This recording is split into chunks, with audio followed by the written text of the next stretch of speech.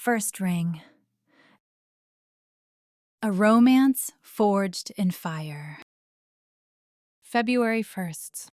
Book 3. By Valentine.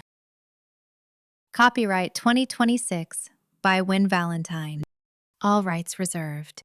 No part of this book may be reproduced in any form or by any electronic or mechanical means, including information storage and retrieval systems, without written permission from the author, except for the use of brief quotations in a book review. 1. The fire in the forge was the only thing Rose trusted. It was consistent. It was honest. If you fed it air, it grew hot. If you starved it, it died. If you touched it without respect, it burned you. People were messier. People lied. People made promises they didn't keep. People signed contracts with loopholes. Rose Gable wiped a sheen of sweat from her forehead with the back of a soot-stained glove. The basement of the hearth was sweltering, the thermometer on the wall pushing 80 degrees despite the February blizzard raging outside.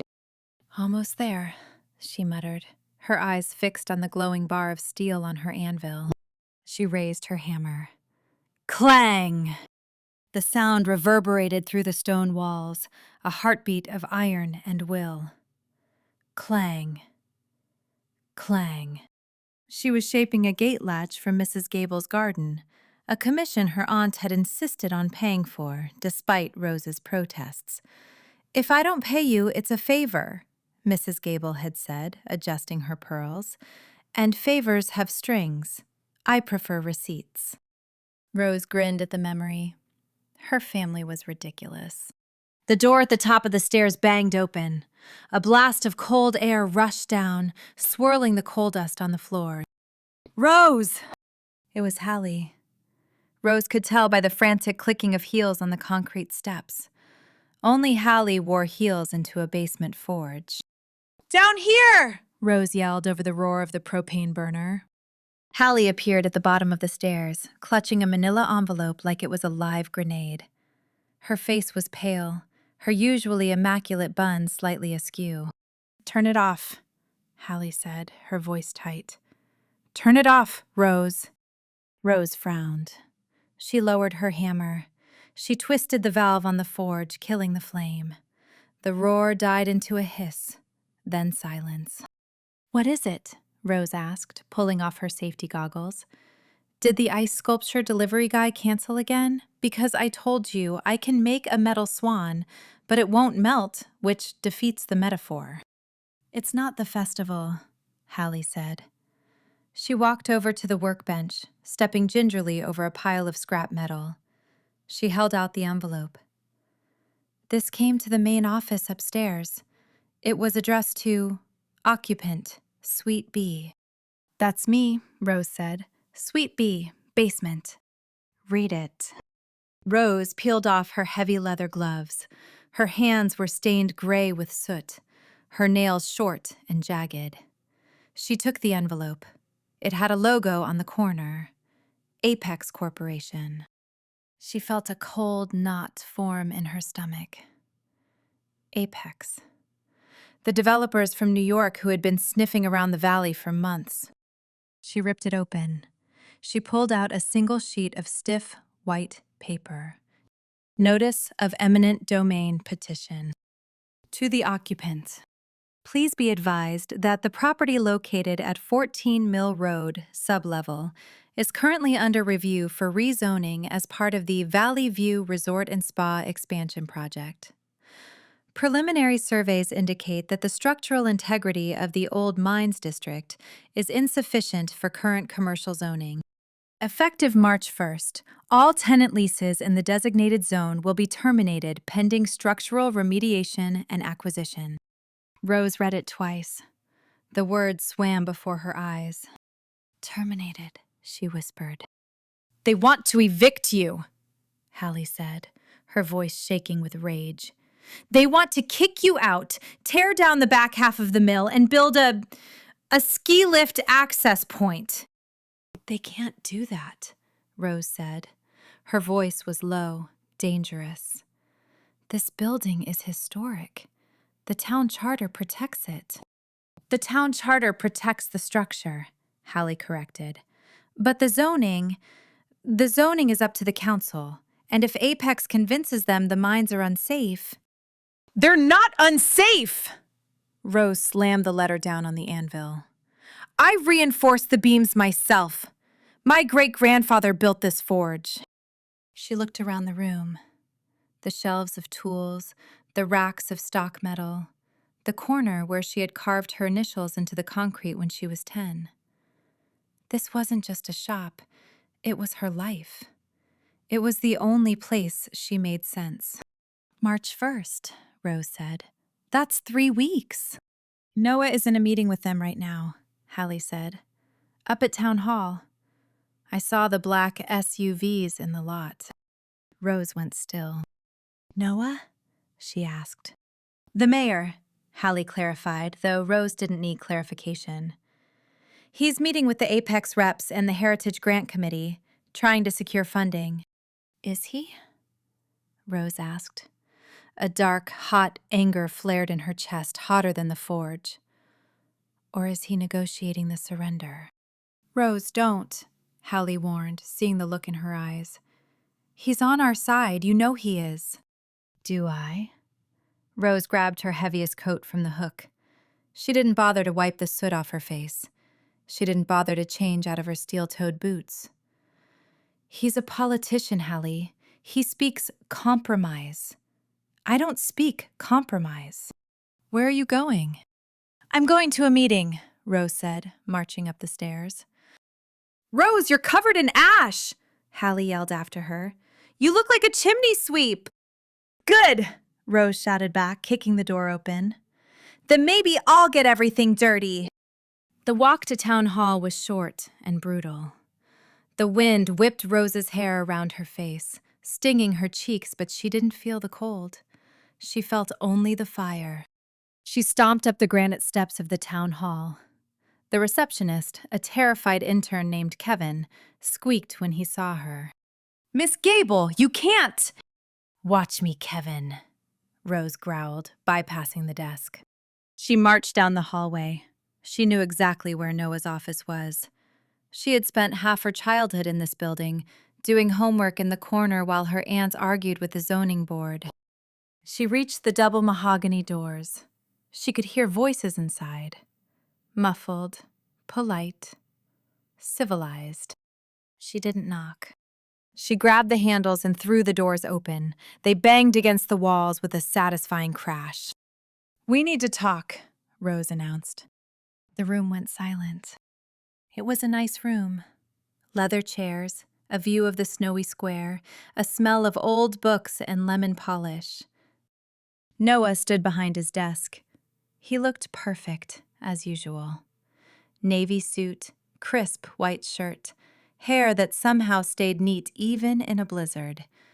He looked like Kennedy if Kennedy had been raised on maple syrup and guilt. Seated across from him were 3 people. 2 men in expensive gray suits, Apex, obviously, and a woman with severe glasses and a clipboard. The Grant Committee. They all stared at Rose. She realized, belatedly, what she looked like. Her Carhartt overalls were stained black. Her thermal shirt had a burn hole in the sleeve. Her face was streaked with coal dust. She held the crumpled letter in her fist like a weapon. Rose, Noah said. His voice was calm, but his eyes widened slightly. We're in a meeting. I know, Rose said, stepping into the room. She ignored the expensive rug. She hoped her boots left tracks. I just got this. She slammed the letter onto his desk, right on top of a neat stack of files. Terminated. Unsafe? You said we were protecting the asset, Noah. You said we were partners. She emphasized the word, her eyes flashing. She saw Noah flinch. He remembered the handshake in the dark mine shaft. He remembered the rose gold vein. Miss, one of the Apex suits stood up. He had teeth that were too white. This is a private negotiation. If you have a grievance— I don't have a grievance, Rose snapped, turning on him. I have a blowtorch, and I have a verbal contract with the mayor regarding the preservation of the mineral district. Rose, Noah said again. He moved around the desk. He didn't look angry. He looked cornered. He stepped between her and the suit. He put a hand on her arm. His grip was firm. We are discussing the grant right now, Noah said, his voice low, urgent. The grant is the only legal shield we have. If we lose the committee, Apex takes the mines. They take the gold. They take your shop. Rose paused. She looked at him. She looked at his hand on her soot-stained sleeve. This letter says I'm out in 3 weeks, she hissed. That doesn't look like protection. It's an intimidation tactic, Noah said, looking at the Apex men. His jaw was tight. Which we were just refusing. Isn't that right, gentlemen? Standard procedure, the Apex suit shrugged. Unless the heritage status is confirmed, the zoning relies on stability. And stability, the woman with the clipboard interrupted, seems to be in short supply. She looked at Rose with distinct distaste. Mr. Mayor, you assured us that Valentine's Verge is a town of traditional values, of legacy, yet here we have disruptions. She gestured at Rose as if she were a feral cat that had wandered in. The grant is for families, the woman said coldly, for established lineages. We fund towns where the leadership reflects those values. Frankly, Mr. Mayor, your bachelor status has always been a point of concern. It suggests a lack of commitment to the future. Noah stiffened. Rose saw the panic in his eyes. He was losing.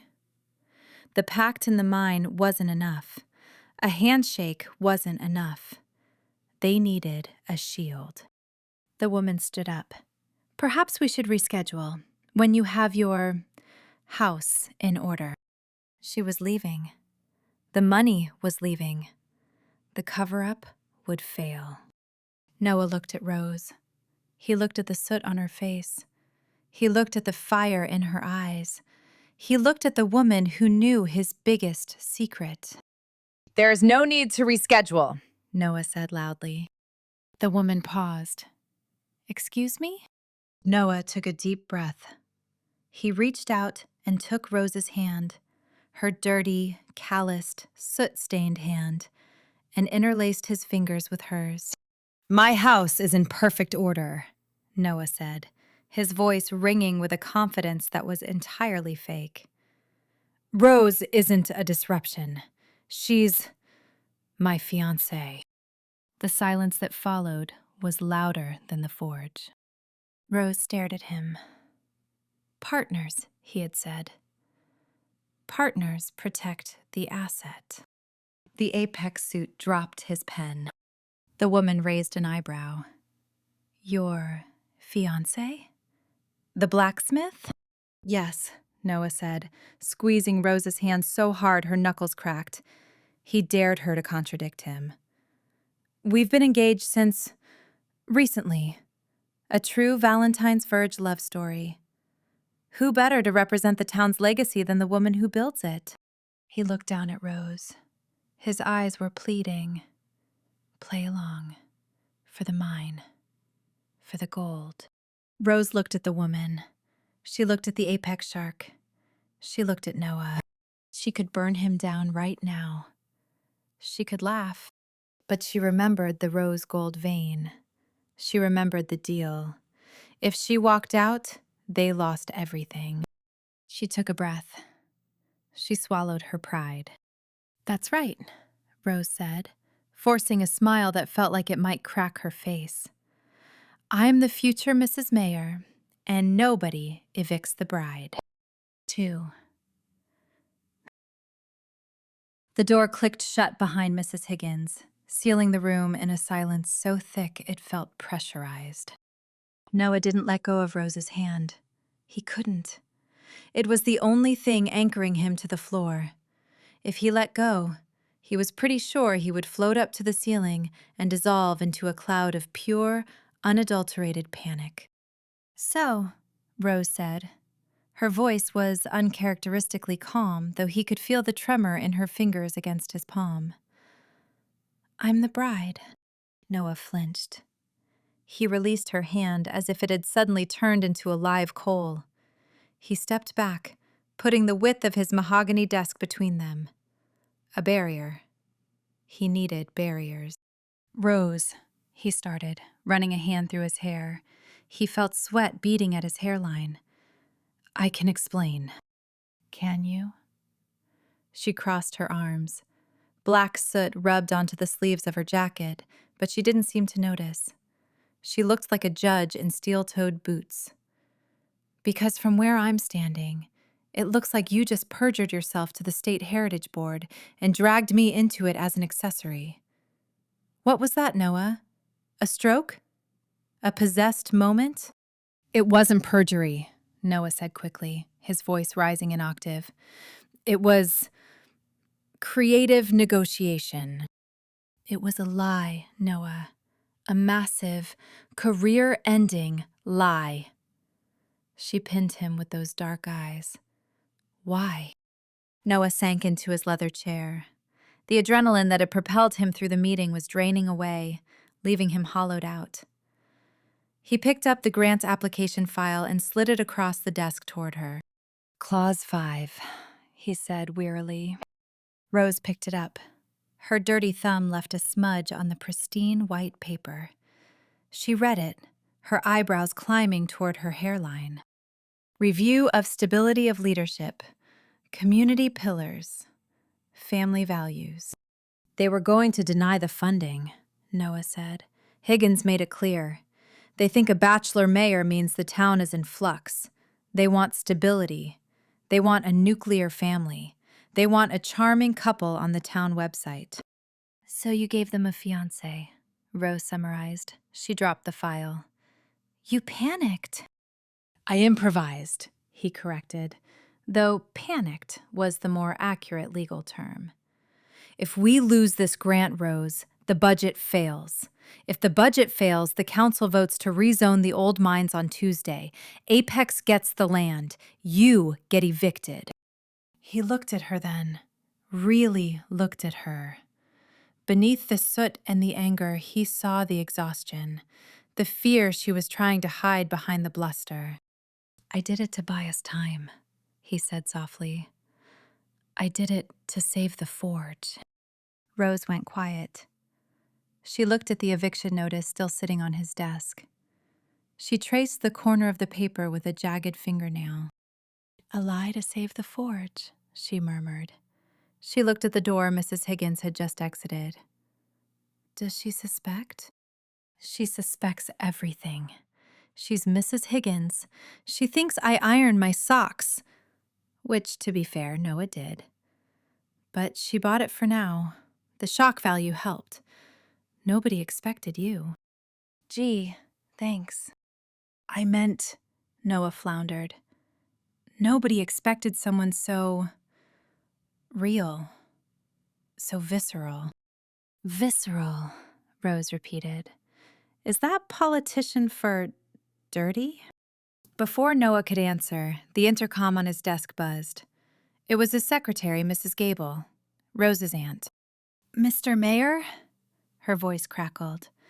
"The Burlington Press just called. They heard a rumor about an engagement announcement? Something about a mystery woman leaving your office?" Noah paled.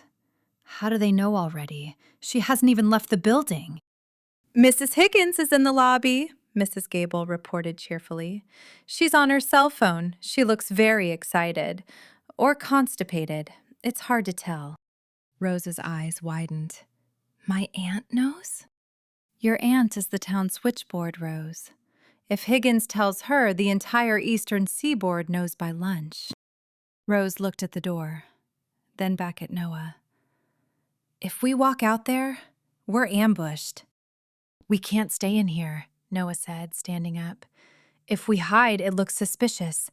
Higgins will think we're fighting or plotting. We are fighting, Rose pointed out. And we should be plotting. We need to get out, Noah said. Somewhere neutral, somewhere without listening devices or ants. Rose grabbed his arm. Her grip was strong, her fingers digging into his suit jacket. Coffee, she said. Now, before I kill you. Coffee is good, Noah agreed, grabbing his coat. Not for pleasure, Hale, Rose warned, dragging him toward the private back exit that led to the alley. For interrogation. You have exactly one latte to convince me not to tell the entire town that their mayor is a fraud. Rose, wait, my schedule. Forget your schedule, she snapped, kicking the door open. The cold winter air hit them like a slap. You're engaged to a blacksmith now. We don't do schedules. We do crisis management. Noah stumbled out into the snow after her. He looked back at his warm, orderly office. He looked at the chaos in front of him. Right, he whispered to himself. Crisis management. He closed the door and followed the woman who held his career, and his heart, though he wouldn't admit it yet, in her soot-stained hands. Zen. The door to Cupid's Cocoa jingled aggressively as Rose shoved it open. The sound was deceptively cheerful, a bright little ding-a-ling that stood in stark contrast to the homicidal rage currently simmering in her chest. Move, she ordered, holding the door with her hip. Noah stumbled in ahead of her, trying to maintain his mayoral dignity while being effectively marched at gunpoint by a woman covered in industrial soot. He adjusted his tie, smoothed his lapels, and offered a weak smile to a family of tourists who were staring at them. The coffee shop was crowded. It was always crowded in February. The air inside was thick and humid, smelling of roasted beans, peppermint syrup, and the sweet, cloying scent of desperation that accompanied the desperate search for love, or at least a decent caffeine fix, in a tourist town. Visitors in matching fleece vests huddled over steaming mugs, their cheeks pink from the wind. The Cupid crew, a trio of elderly ladies who knitted scarves and judgments in the corner booth, stopped their needles mid-purl. Mrs. Higgins, the ringleader, narrowed her eyes behind her bifocals. "Is that the mayor?"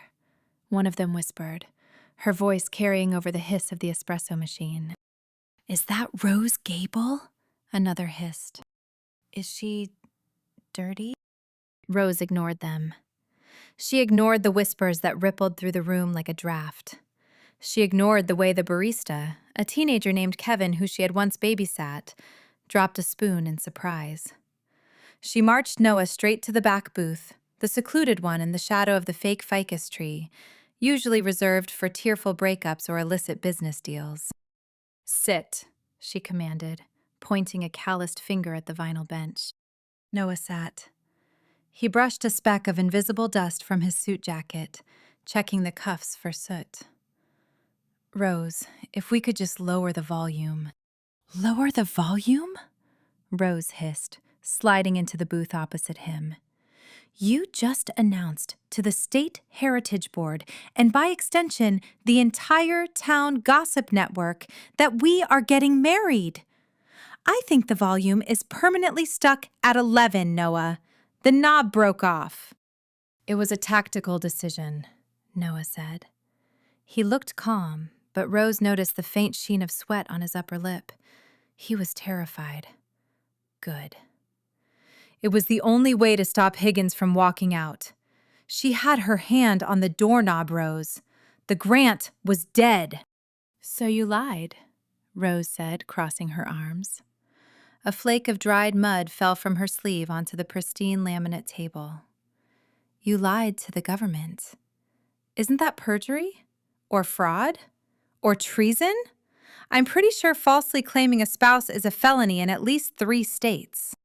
"It's not treason, Rose. It's a strategic exaggeration." Strategically exaggerated my ass. You called me your fiancé. You said we had roots to the bedrock. You made it sound like we've been pining for each other since kindergarten. Would you rather be evicted? Noah asked quietly. The question hung in the air, heavier than the scent of mocha. That shut her up. Rose slumped back against the vinyl seat.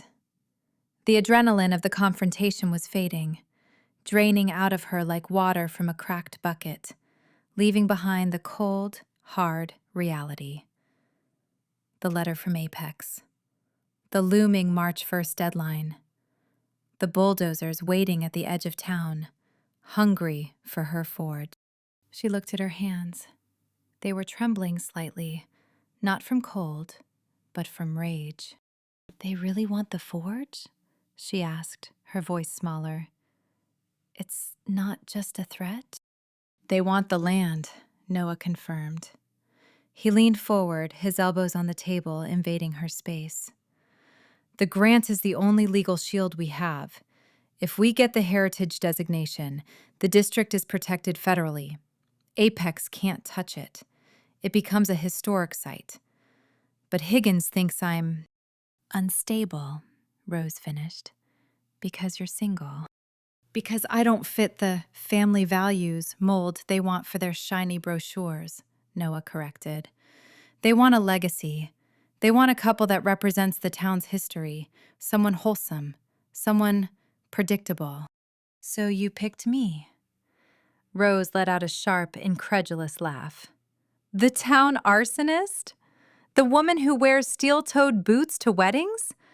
I'm not exactly wholesome, Noah. I'm a fire hazard. You're not an arsonist. You're passionate. I set a gazebo on fire in high school. That was an accident. It was a science experiment gone wrong. And it was an ugly gazebo anyway. Noah smiled, just a little. It was that disarming, crooked smile, the one that made his eyes crinkle at the corners, the one that had gotten him out of detention for 12 years and apparently just got him out of a corruption hearing. Rose looked away, staring fixedly at the menu. She couldn't look at that smile, not when her heart was hammering against her ribs like a trapped bird. So what now? She asked, tracing the rim of a coffee stain on the table. We tell them it was a joke? A psychotic break caused by stress and refined sugar? No, Noah said firmly. If we retract it, we lose credibility. We lose the grant. Mrs. Higgins writes a report saying the town leadership is erratic and the council votes to sell the land to Apex by Monday morning. You lose the forge. I lose the town. He took a breath. He looked at her. Really looked at her. His eyes were the color of the river in summer, green and deep and calm. We have to play it out, he said. Play it out? Pretend. Just for a month. Until the grant is signed on March 1st. Rose laughed again. It was a harsh, barking sound that made the knitting circle jump. Fake dating? Are you serious?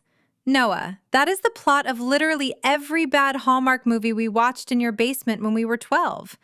It always ends with someone chasing someone else through an airport. And it always works in the movies, Noah countered. This is real life. This is a small town. Mrs. Gable will start planning the wedding before we leave this shop.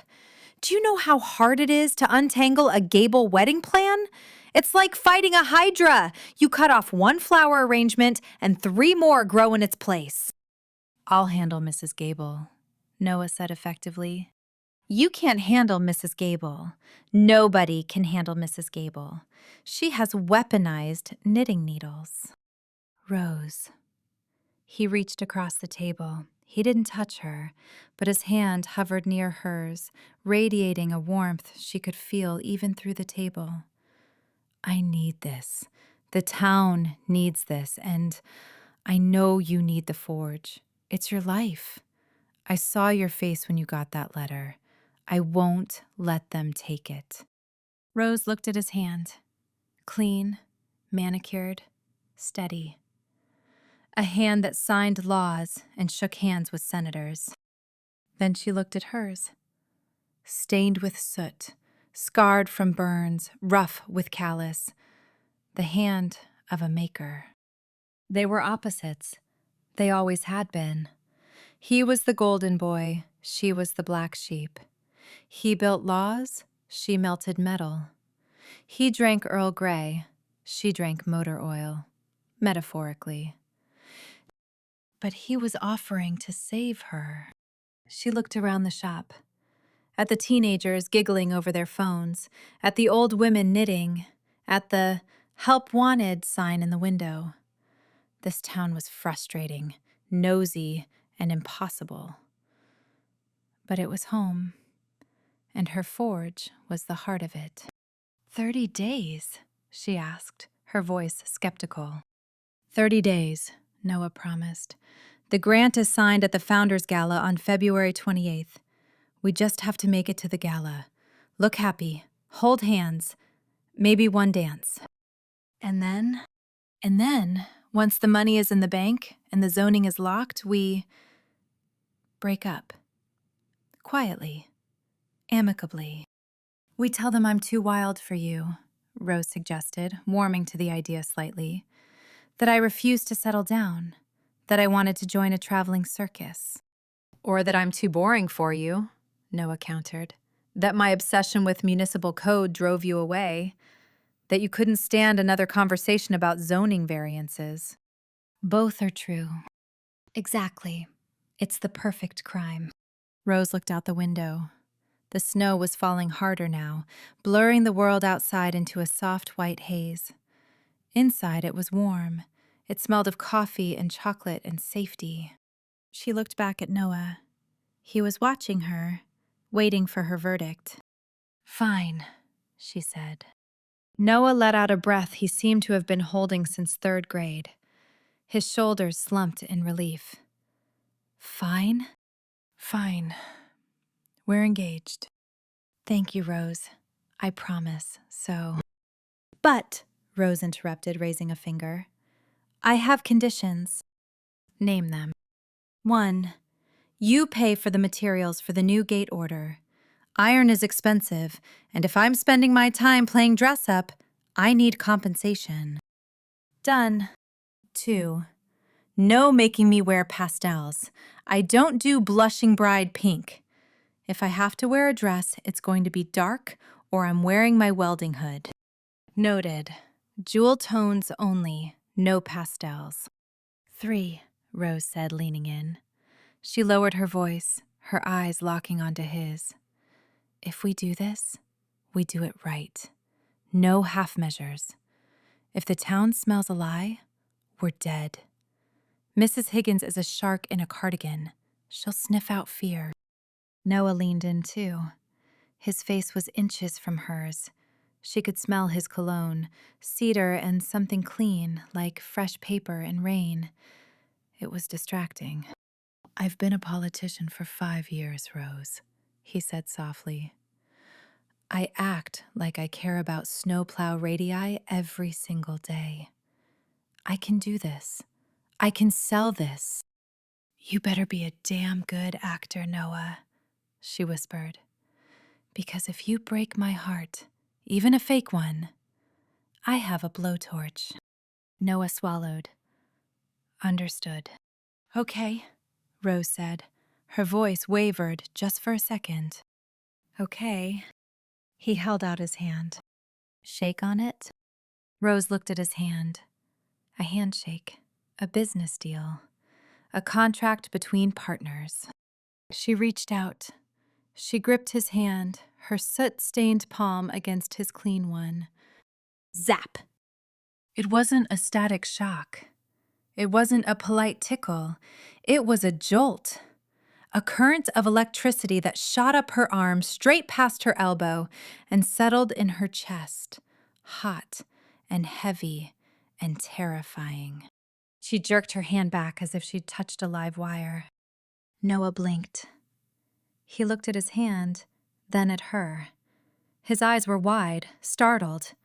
He rubbed his palm against his leg. Static, Rose said quickly. She shoved her hands under the table to stop them from shaking. Wool sweater, dry air, physics. Right, Noah said. His voice was a little rougher than before. Static. He cleared his throat. He straightened his tie. So, partner? Partner, Rose agreed. She grabbed a menu, hiding her face behind the laminate list of overpriced beverages. Now buy me a coffee, a large one, with extra whipped cream. My shift just got a lot longer. Noah signaled the waitress. As Rose stared at the menu, pretending to read the options she had memorized 10 years ago, she couldn't stop the thought that buzzed in her brain like a persistent fly. That wasn't static. And looking at the flush on Noah's neck, she had a terrible feeling he knew it too. 4. The public library of Valentine's Verge was a monument to the town's obsession with its own history. A limestone fortress that held on to the winter chill as if it were a precious heirloom. Even the valiant clanking of the boiler, which groaned like a dying giant in the basement, couldn't quite chase away the damp, heavy cold that clung to the stacks of genealogies and town ledgers.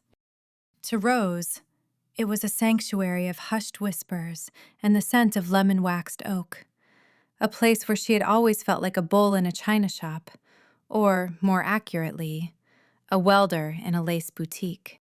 She felt the eyes of the town on her from the moment she walked in. She was still in her grease-stained Carhartt jumpsuit, the heavy leather of her work boots scuffing violently against the polished marble floor. Her hair, a chaotic nest of dark curls, was barely held back by a strip of scrap leather she'd found on the floor of the forge. She looked like she had just come from a fight with a mountain, which, in a way, she had. Noah, by contrast, looked like he was about to film a campaign ad. His navy pea coat was perfectly fitted to his broad shoulders, his scarf a deep forest green that made his eyes look like the moss on the river stones. He didn't just walk, he glided, his boots clicking with rhythmic, political precision. "People are staring," Rose muttered, dipping her head. Her voice echoed too loudly in the vaulted foyer. "Let them stare," Noah said smoothly. He didn't look back, but he slowed his pace just enough for her to catch up. The air between them still hummed with the electricity of that handshake at the coffee shop, a static charge that Rose was determined to ignore, or at least reclassify as indigestion. "We're an engaged couple, Rose. People expect us to be together, and they expect you to be you." "A mess?" she hissed, brushing a stray smudge of charcoal from her cheek, only to realize she'd probably made it worse. "Authentic," he clarified, flashing the librarian, a spindly woman named Martha who had been shushing Rose since the 3rd grade, a winning smile. Martha actually blushed, her hand fluttering to her throat as she adjusted her spectacles. "God, you're good at that," Rose said as they headed into the stacks. "The mayor magic. It's nauseating." "It's effective," Noah whispered. "Now come on. The local history section is in the back, near the drafty window." They navigated the maze of shelving. The library was a labyrinth of Dewey Decimal codes and dust motes dancing in the pale afternoon light. "We're looking for Legends of the Lode," Noah said, scanning the spines. "It's a collection of oral histories from the miners. My mother used to read it to me when I was sick." "Your mother read you mining history when you had the flu?" Rose asked, raising an eyebrow. "That explains so much about your personality." "It was comforting. It was about perseverance." "It was about rocks, Noah. Rocks persevere." Rose rolled her eyes, but she started scanning the shelves.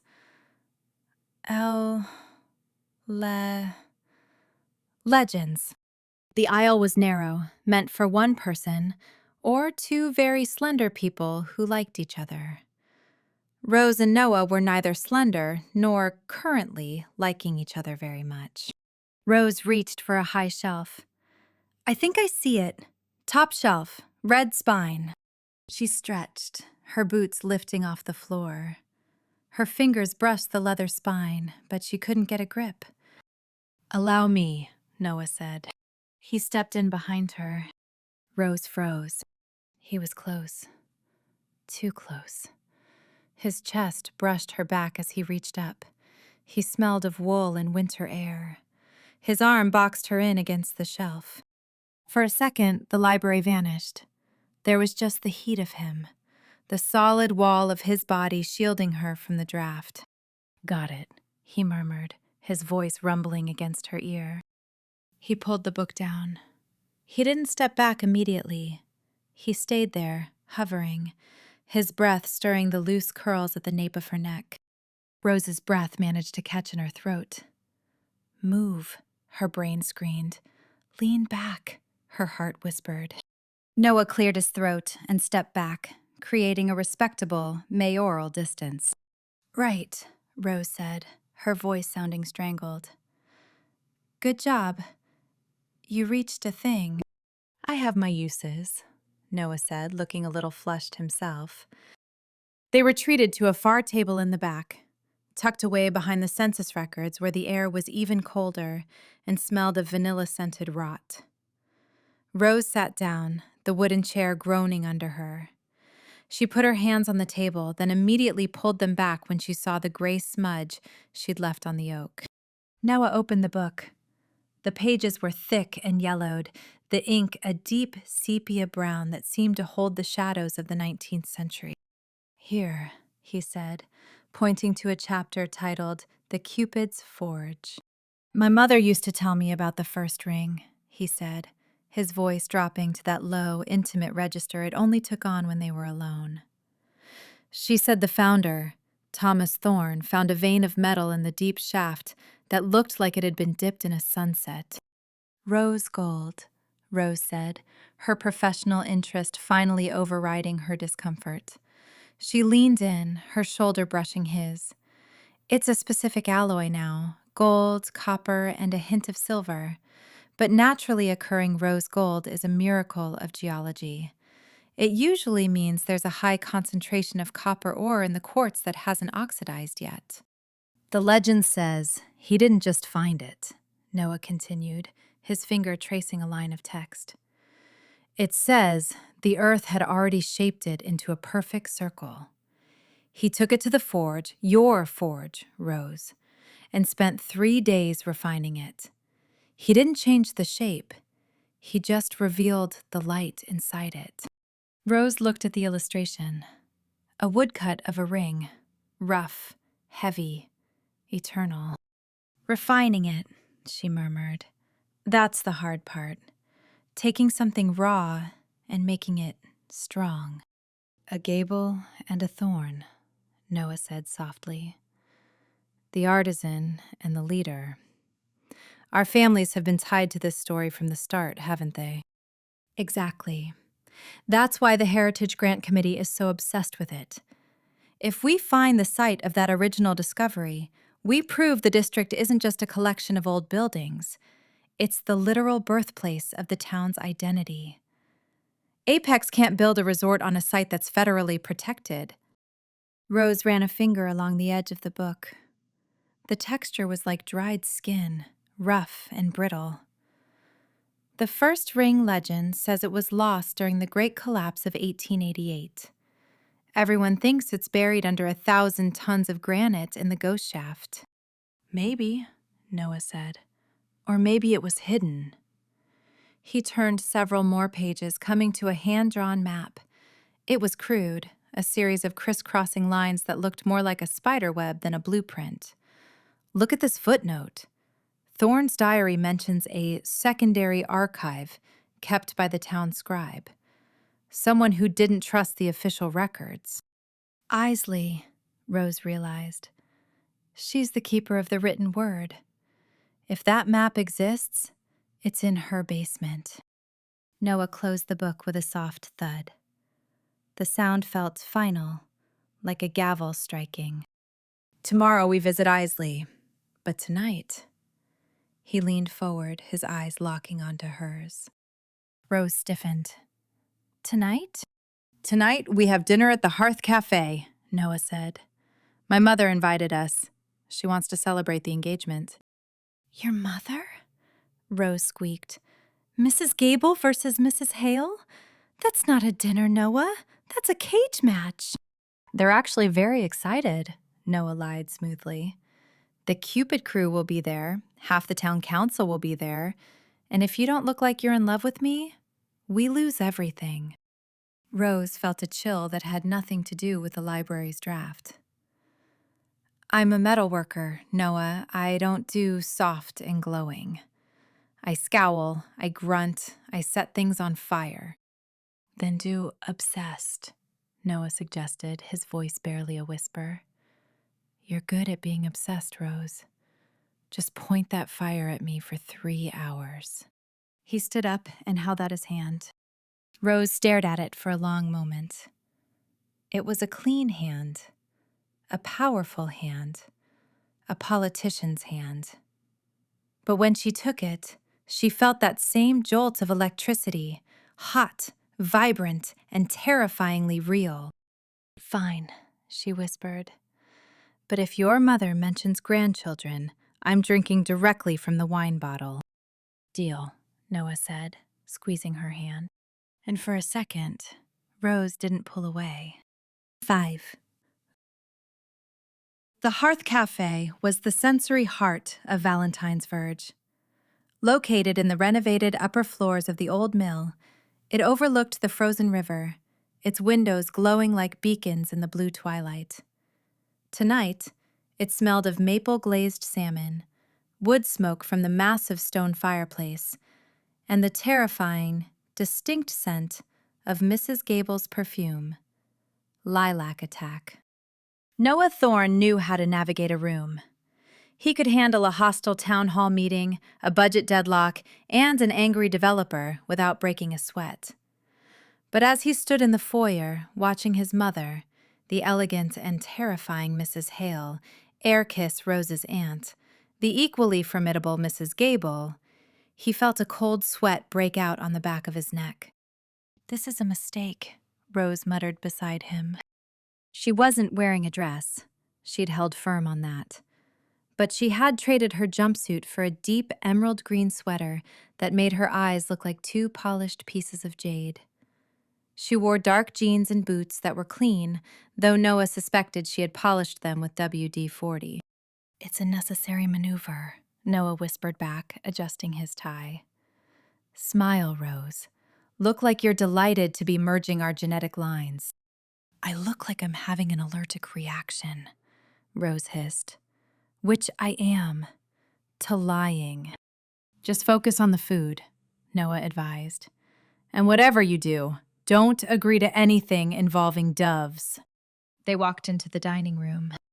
The table was set for 4. It was right in the center of the room, naturally. The Cupid crew, Mrs. Gable, Mrs. Higgins, and Mrs. Bennett, were already seated at a nearby booth, their knitting needles clicking like Geiger counters detecting a radiated romance. Noah! Rose! Mrs. Hale stood up. She was wearing pearls and an expression of triumphant vindication. Finally! I was beginning to think you'd eloped and denied me the pleasure of a seating chart. We wouldn't dare, Mother, Noah said, kissing her cheek. He pulled out a chair for Rose. Rose sat, looking like she expected the chair to be electrified. Hi, Mrs. Hale. Hi, Aunt Martha. Aunt Martha? Mrs. Gable clucked, smoothing her floral blouse. It's mother of the bride now, dear. We have to get used to the titles. Rose kicked Noah under the table, hard. So, Mrs. Hale said, clasping her hands as the waiter poured wine. Let's discuss details. June is traditional, of course, but the mill is booked. August is too humid for my hair. October is lovely, but the leaf peepers ruin the traffic. We were thinking soon, Noah said, grasping for Rose's hand on the tablecloth. Very soon, before the snow melts. A winter wedding, Mrs. Gable swooned. Oh, Rose, like a snow queen. We can have ice sculptures and velvet capes. I am not wearing a cape, Rose said, gripping her wine glass. And we want something small, intimate. Nonsense, Mrs. Hale waved a hand. You are the mayor, Noah, and Rose is a business owner. The guest list is already at 300. 300? Rose choked on her Pinot Noir. I don't even know 300 people. I don't even like 3 people. It's about community, dear, Mrs. Gable said. Now colors. I was thinking blush and bashful. No pink, Noah and Rose said in unison. They looked at each other, surprised. Jewel tones, Noah said firmly. Emerald, navy, gold. Like the town seal, Mrs. Hale nodded approvingly. Very patriotic. I like it. Dignified. The dinner was a blur of interrogation. The mothers grilled them on everything. The proposal. Noah invented a story about a ring hidden in a geode. The honeymoon. Rose suggested Iceland. Noah suggested a library tour of Europe. And the housing arrangements. They vaguely agreed to renovate. Through it all, Noah kept his hand on Rose's. At first, it was a prop, a signal to the room. But as the third course arrived, a risotto that Rose was aggressively stabbing, he found himself squeezing her hand, not for show, but for support. She squeezed back. It was a small thing, a reflex, but it grounded him. In the midst of the insanity of their mothers planning a dynasty, Rose was the only real thing in the room. Her hand was rough, warm, and strong. You're doing great, he whispered, when the mothers started arguing about floral arrangements, lilies versus peonies, the cage match. I'm going to set a centerpiece on fire, Rose whispered back. Just a small one, a diversion. Hold the line, Gable. Dessert is coming. Is it chocolate? It's chocolate lava cake. Okay, I can survive for chocolate. Finally, after 2 hours and 4 courses, the check was paid. The mothers were satiated, having agreed on a tentative date of as soon as possible and a color scheme of regal Vermont. Noah walked Rose to her truck. The cold air was a relief, stripping away the scent of perfume and expectations.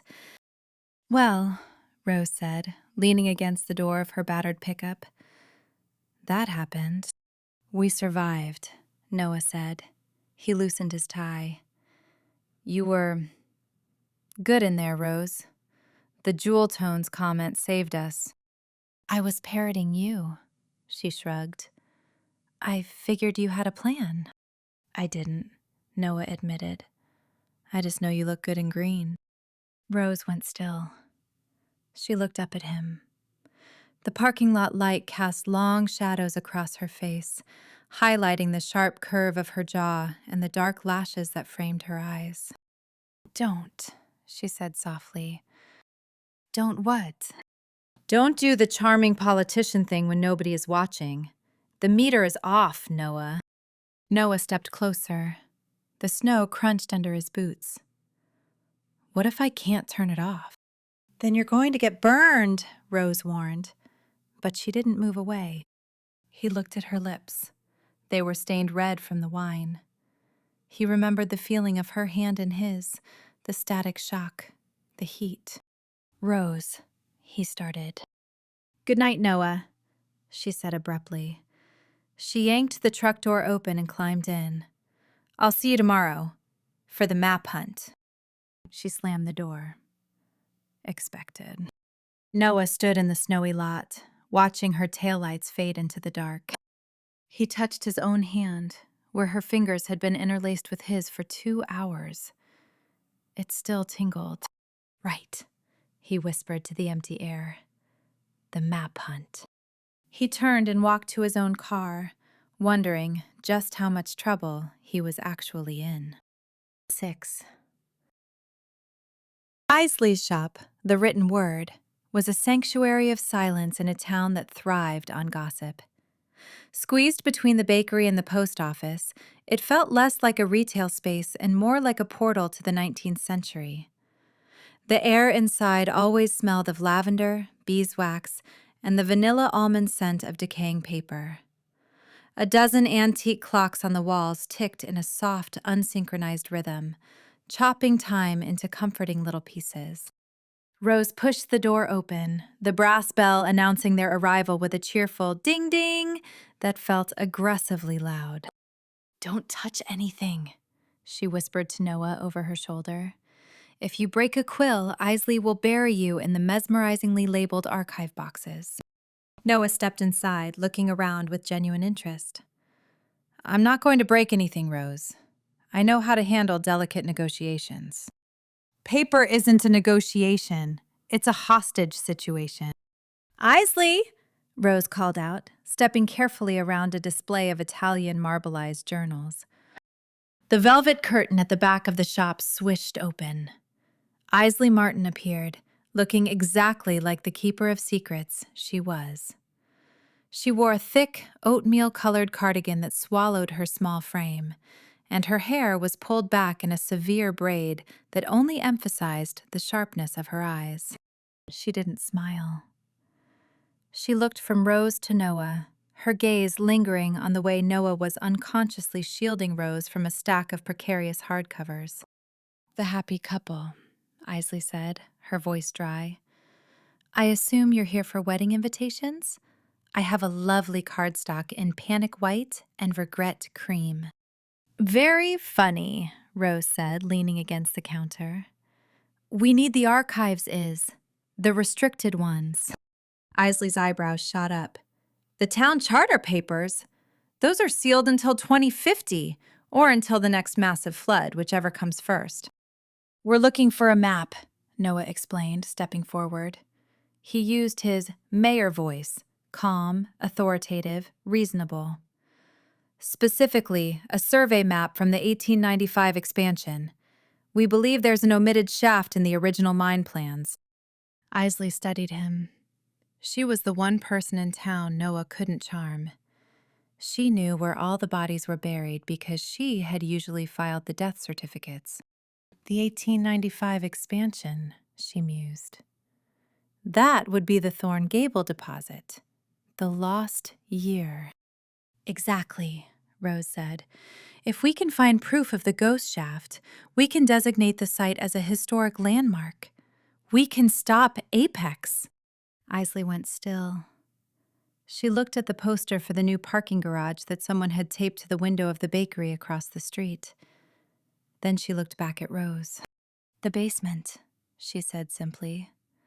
"But you wear gloves, cotton ones, and if you sneeze on a ledger, I will ban you for life." The basement of the written word was a different world.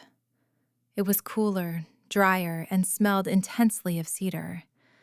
Rows of metal shelving stretched back into the gloom, filled with identical gray archival boxes. "Section G," Isley instructed, pointing to the far corner. "G for geology, genealogy, and greed. It's where the mining records live." She left them there, disappearing back up the stairs to tend to a customer. The silence settled around them. It was heavy, but not uncomfortable.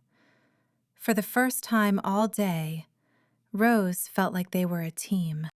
"Okay," she said, pulling on a pair of white cotton gloves.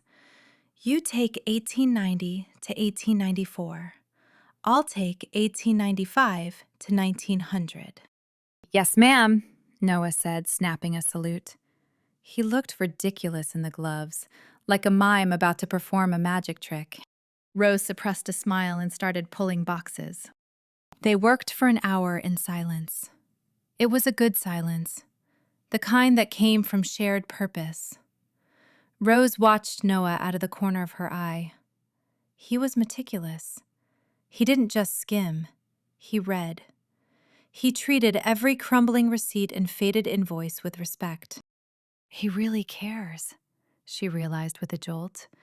"It's not just about the grant." "Rose," Noah said softly. "Found something?" "Maybe."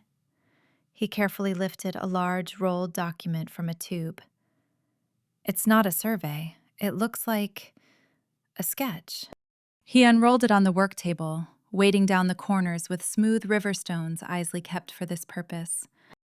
It was a map, but not a standard one. It was drawn in ink that shimmered with a strange metallic sheen, purple and gold. It depicted the mountain, but the tunnels were drawn like veins in a body, twisting and organic. "It's beautiful," Noah whispered. "But I can't read it. These symbols, they aren't standard cartography." Rose leaned in. She traced the lines with a gloved finger. "They aren't map symbols, Noah. They're alchemy symbols." "Alchemy?" "Miners use them as shorthand. Superstitions. This," she tapped a triangle with a line through it, "this is sulfur. This is iron. And this..." Her finger stopped on a small, isolated circle deep in the lower quadrant of the mine system. It was marked with a symbol that looked like a rose entwined with a ring. "What is it?" Noah asked, leaning closer. His shoulder brushed hers. He smelled of old paper and expensive cologne. "It's the alchemical symbol for union," Rose whispered. "Or marriage. But in metallurgy, it means an alloy, gold and copper." "Rose gold," Noah breathed. "And look at the location." Rose traced the line back up to the surface. "It's not under the mill. It's here, under the dead man's drop." "The vertical shaft," Noah said. "Safety inspectors sealed it in 1920. "Because it was unstable," Rose finished. "But that's where the vein is. The first ring vein." They looked at each other. The map glowed under the basement light, a promise and a warning. "We found it," Noah said, a slow smile spreading across his face. It was genuine, missing the politician's polish. "You found it, Rose. You're brilliant." Rose felt a flush heat her cheeks that had nothing to do with the basement's temperature. "I just know my metals, Mayor." "We have to go there," Noah said, the excitement building. "We have to verify it. If we can get a sample..." "Then we have a case," Rose finished. "But Noah, Dead Man's Drop is dangerous. It's unstable. It's officially condemned." "So is my approval rating," Noah quipped, rolling up the map. "What's a little danger for the sake of true love?" He winked. Rose rolled her eyes, but her heart gave a traitorous little flutter. "Don't push it. Grab the map. Let's go tell Isley we're going spelunking." "After you, future wife," Noah said, bowing. "Shut up, Thorne," Rose muttered, heading for the stairs. But she was smiling, and she held the map against her chest like a shield. Or maybe like a heart. 7. Noah Hale had faced down state senators, angry zoning boards, and a particularly vicious badger that had taken up residence in the town gazebo. But nothing terrified him quite like the old mines. It wasn't the darkness. It wasn't the claustrophobia. It was the silence.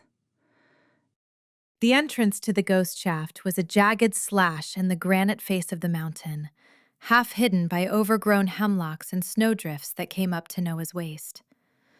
The wind howled through the trees, a lonely, desolate sound that made him instinctively check the carabiner clipped to his belt for the 5th time. "Stop fidgeting, Mayor," Rose called out. She was 10 feet ahead of him, moving through the snow like she was part mountain goat. She wore a heavy canvas coat, climbing gear, and a helmet with a light that cut a sharp beam through the gray afternoon gloom. "The mountain can smell fear." "I'm not afraid," Noah lied, adjusting his pack. "I'm assessing structural liabilities." Rose laughed, a bright, reckless sound that was swallowed instantly by the wind. "That's politician for I'm terrified. Come on. The map says the ventilation shaft is just past this ridge." Noah scrambled after her, his expensive hiking boots slipping on the ice. He wasn't helpless. He ran 5 miles a day and chopped his own firewood. But Rose, in her element, was a different species entirely. She was efficient, brutal, and utterly captivating. They reached the entrance. It was boarded up with rotting timber, marked with a faded "Danger, Keep Out" sign that looked like it had been there since the Coolidge administration. Rose dropped her pack and pulled out a crowbar. Crack. The wood splintered with a sound like a gunshot. Rose put her shoulder into it, she was surprisingly strong for someone so small, and wrenched the board free. A gust of stale, violently cold air rushed out from the darkness, smelling of wet stone and century-old dust. "After you," she said, gesturing with the crowbar. Noah stepped into the dark. The tunnel was narrow, shored up by beams of ancient oak that groaned under the weight of the rock above. The air was heavy, tasting of iron. Noah's flashlight beam danced over walls that glistened with damp. "The map said the ghost shaft branches off to the left about 200 yards in," Rose said, her voice dropping to a whisper. The acoustic of the mine demanded quiet. "Watch your step. The floor is shale." They walked in silence. The cold down here wasn't the biting wind of the surface. It was a deep, still cold that seeped into your bones. Noah found himself walking closer to Rose, drawn to her warmth like a moth to a flame. "Stop!" Rose said suddenly. She grabbed his arm. Her grip was hard. Noah froze. "What?" "Listen." He listened. At first, he heard nothing but the blood rushing in his ears. Then, he heard it. A low, rhythmic thrumming, like a heartbeat deep in the earth. "The wind," Rose whispered. "It's whistling through a fissure. That means there's airflow ahead. The shaft isn't sealed." She moved forward, faster now. Noah hurried to keep up. They turned a corner and found it. The tunnel opened up into a small cavern. In the center, a vertical shaft dropped away into absolute blackness. An old winch system, rusted to a deep orange, sat at the edge. And carved into the rock wall above the drop was a symbol, a heart with an arrow through it, encircled by a ring. "The first ring," Noah breathed, running his gloved hand over the carving. "It's real. The legend is real." "The metallurgy map was right," Rose said. She leaned over the edge of the shaft, shining her light down. "It goes down about 50 feet. The rose-gold vein must be at the bottom." "We found it," Noah said, a grin spreading across his face. For a moment, he forgot the cold. He forgot the danger. He just saw Rose, her face illuminated by the harsh LED light, looking at him with a matching triumph.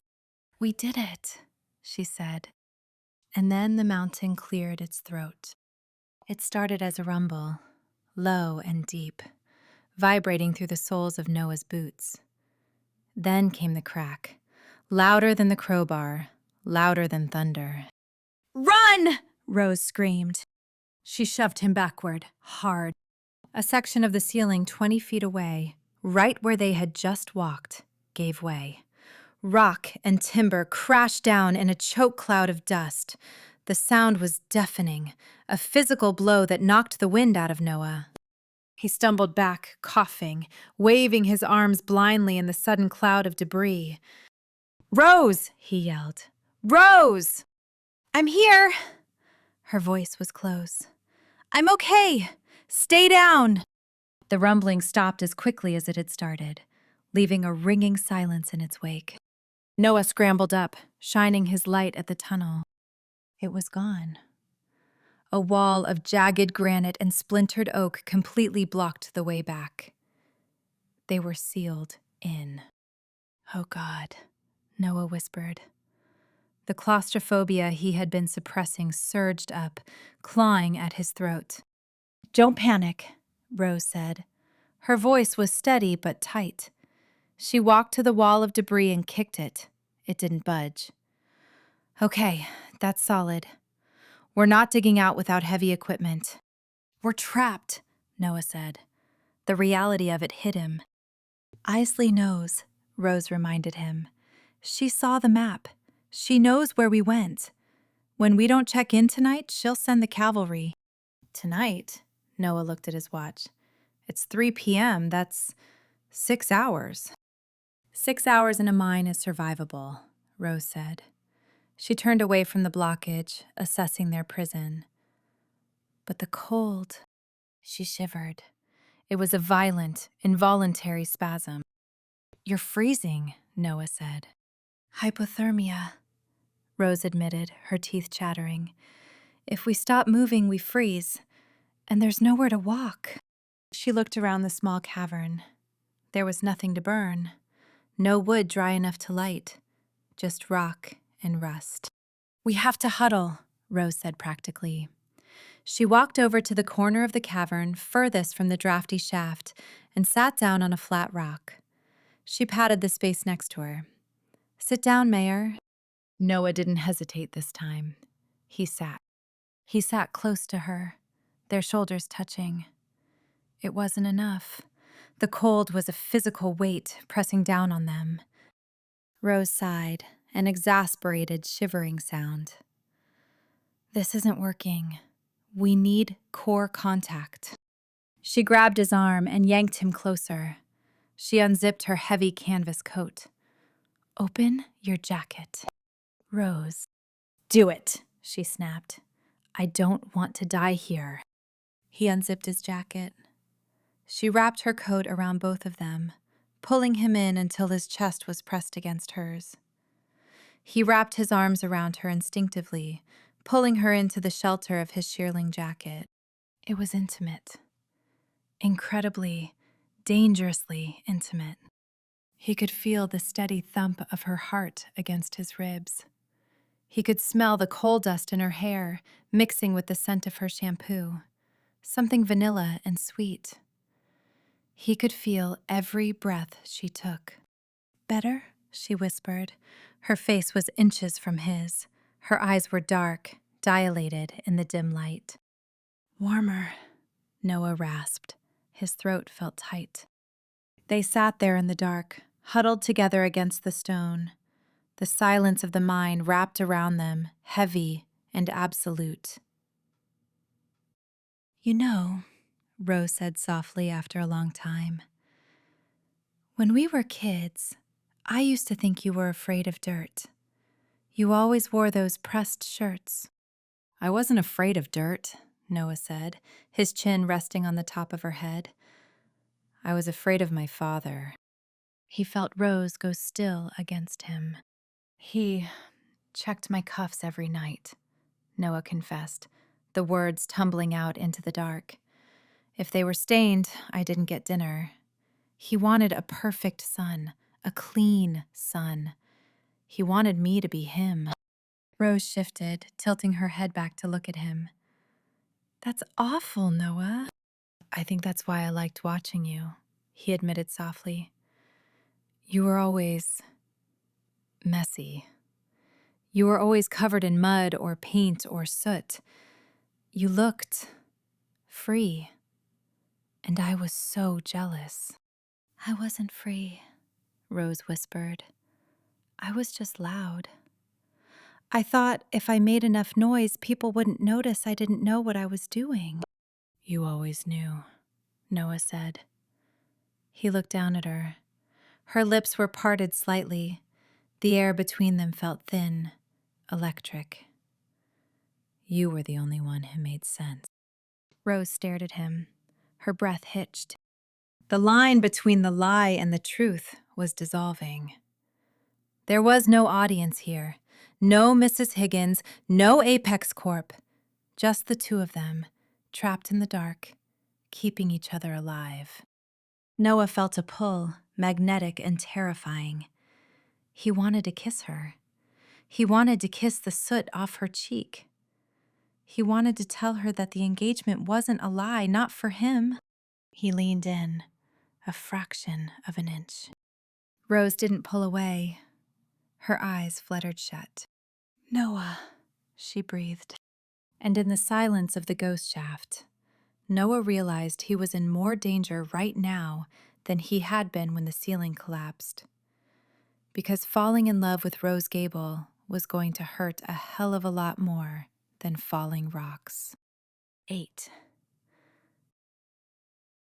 The space between them was charged, heavy with static and intent. Rose could feel the heat radiating from Noah's chest, seeping through her layers of canvas and flannel, thawing places in her that had been cold for years. He was going to kiss her. She saw it in his eyes, dark and blown wide in the gloom. She heard the hitch in his breath, and God help her, she wanted him to. She tipped her face up, abandoning pride, abandoning the pact, abandoning common sense. This wasn't the mayor. This wasn't the enemy. This was the boy who had kept a metal rose in his desk for 20 years. His lips brushed against her cheek, a ghost of a touch, freezing and burning all at once. He shifted, his hand coming up to cup her jaw, his thumb tracing the line of her cheekbone. "Rose," he whispered. It sounded like a confession, or maybe a prayer. She closed her eyes, leaning into him. "Noah." He froze. It wasn't a slow pull away. It was a recoil. His hand dropped from her face as if he'd been burned. He scrambled back, putting 2 feet of cold, hard rock between them. "We can't," he said. His voice was rough, strangled. "I can't. Not like this." Rose blinked, the rejection hitting her like a physical slap. The sudden absence of his warmth made her shiver violently. She pulled her coat tighter around herself, feeling exposed in a way that had nothing to do with the zipper. "Right," she managed to say, her voice cracking. "Right. Stress reaction. Adrenaline. It's textbook. Transference." "Rose, that's not what I meant," Noah started, reaching for her again. "Don't," she snapped, pulling her knees to her chest. She turned her face away so he wouldn't see the sting in her eyes. "You're the mayor. I'm the blacksmith. We have a contract. Let's stick to the contract." "It's not about the contract," Noah said, sounding miserable. "You're cold. You're frightened. I'm not going to take advantage of you in a cave, Rose.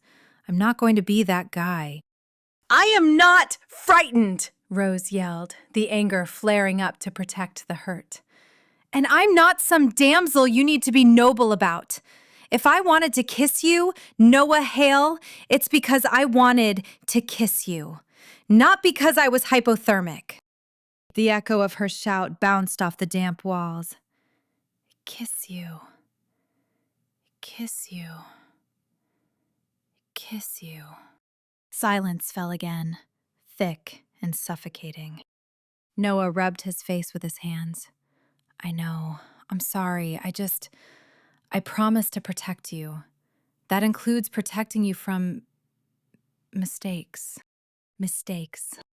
Rose bit her lip until she tasted copper. That's what this was to him. A mistake. A lapse in judgment.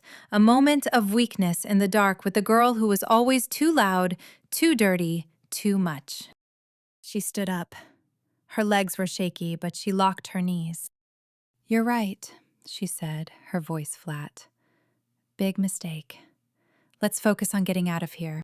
She walked toward the sealed tunnel entrance, grabbing a loose rock.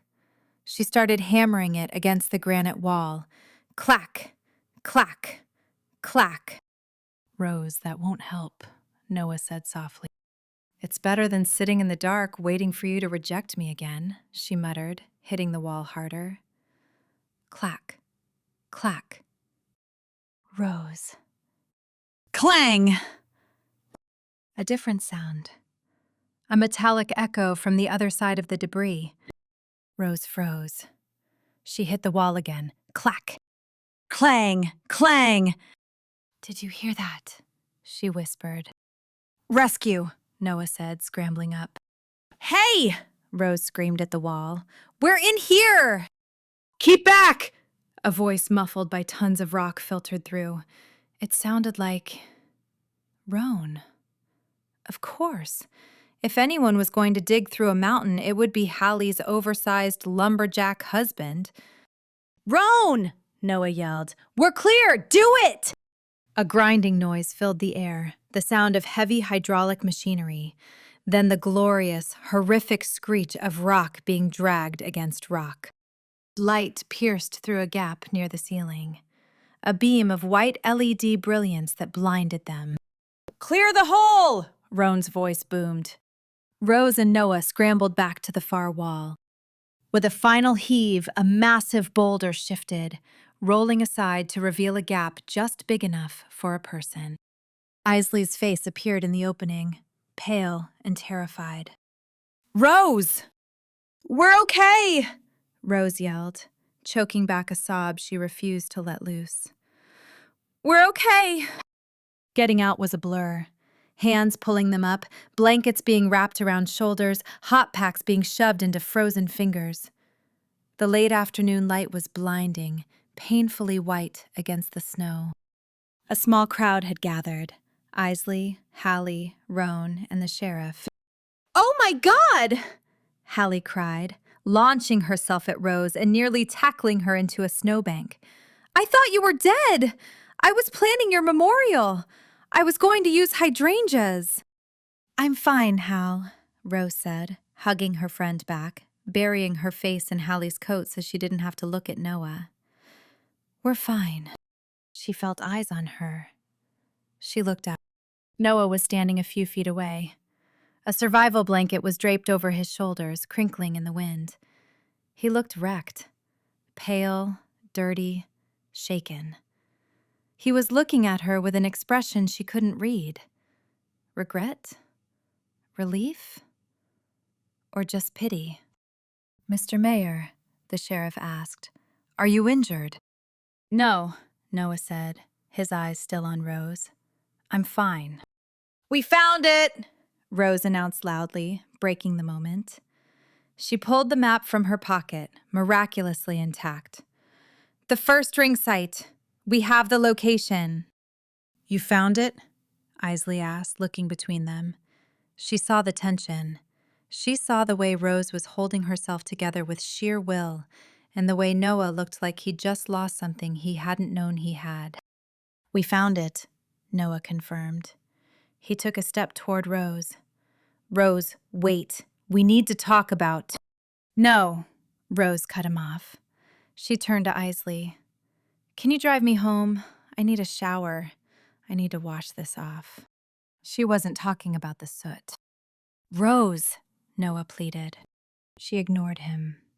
She climbed into Isley's car and slammed the door. As they drove away, winding down the mountain road, the silence in the car was heavy. Isley watched her in the rearview mirror. "You found the mine," she said quietly. "Did you find anything else?" Rose looked out the window at the gray, frozen trees blurring past. She touched her cheek where his lips had brushed her skin. Not quite a kiss, just a ghost of one. A promise broken before it was made. "No," Rose whispered, closing her eyes against the sting of tears. "Just fool's gold. Devaney." "Hold still or I'm going to pin this into your spleen." "I don't think my spleen is on my hip, Hallie." "With the way you're squirming, it could be anywhere," Hallie muttered through a mouthful of dressmaker's pins. Rose stood on a stool in the center of Hallie's guest room, now designated Gala Command Center Alpha, trying not to breathe. She was encased in a dress that cost more than her truck. It was a deep, midnight blue velvet, designed to cling to every curve she usually hid under canvas overalls. "It's tight," Rose complained, tugging at the bodice. "I feel like a sausage in an expensive casing." "It's structural," Hallie corrected, sitting back on her heels to admire her handiwork. "And it's perfect. You look terrifying. In a good way. Like a queen who might execute someone if the appetizers are cold." Rose looked in the full-length mirror. She didn't recognize herself. Her wild curls had been tamed into a sleek, elegant updo. Her perpetual soot stains had been scrubbed away. It took 3 exfoliations. And the dress, well, the dress made her look like she belonged on Noah's arm, which made her want to vomit. "It's too much," Rose said, stepping down. "I feel like a fraud. This isn't me, Hal. I wear steel-toed boots. I smell like welding fumes. This," she gestured to the silk and velvet, "this is a costume for a play I don't want to be in." Hallie paused, a pin poised in midair. She looked at Rose via the mirror reflection, her expression softening. "Why a fraud? You're the fiancé. This is the uniform." "I'm not," Rose started, then stopped. The lie, the pact, the grant. She hadn't told Hallie the whole truth. She hadn't told anyone. Since the mine rescue 3 days ago, she had barely spoken to Noah. They exchanged stiff texts about strategy and timelines, but the warmth was gone. The man who had held her in the dark was gone, replaced by the politician who called their intimacy a mistake. "You're not what?" Hallie asked softly. She turned Rose around. "Rose, talk to me. You've been weird since the mine. Did something happen down there?" "We almost died, Hal. That tends to make people weird." "It wasn't the dying," Hallie said. "I know you. You laugh at danger. You tried to weld a toaster while it was plugged in when you were 12. This is different. This is boy stuff." Rose looked away. "There is no boy stuff. Noah is Noah. He's doing his job. I'm doing mine." "His job involves marrying you?" Hallie raised an eyebrow. "Because typically, mayoral duties stop at ribbon cuttings, not diamond rings." She gestured to Rose's left hand. Rose looked at the ring. It wasn't diamond. It was a simple band of polished iron. Rose had insisted on making it herself, telling Noah that gold is too soft for the work I do. It was a lie within a lie. She wore iron because iron was a barrier. Iron protected against fey magic and, presumably, broken hearts. "He needs this for the grant," Rose said, letting a half-truth slip. "The committee likes stability." "Rose," Hallie said, her voice dropping. She stepped closer, putting her hands on Rose's bare shoulders. "Are you doing this for the grant? Or are you doing this because you've been in love with Noah Hale since he let you copy his math homework in 3rd grade?"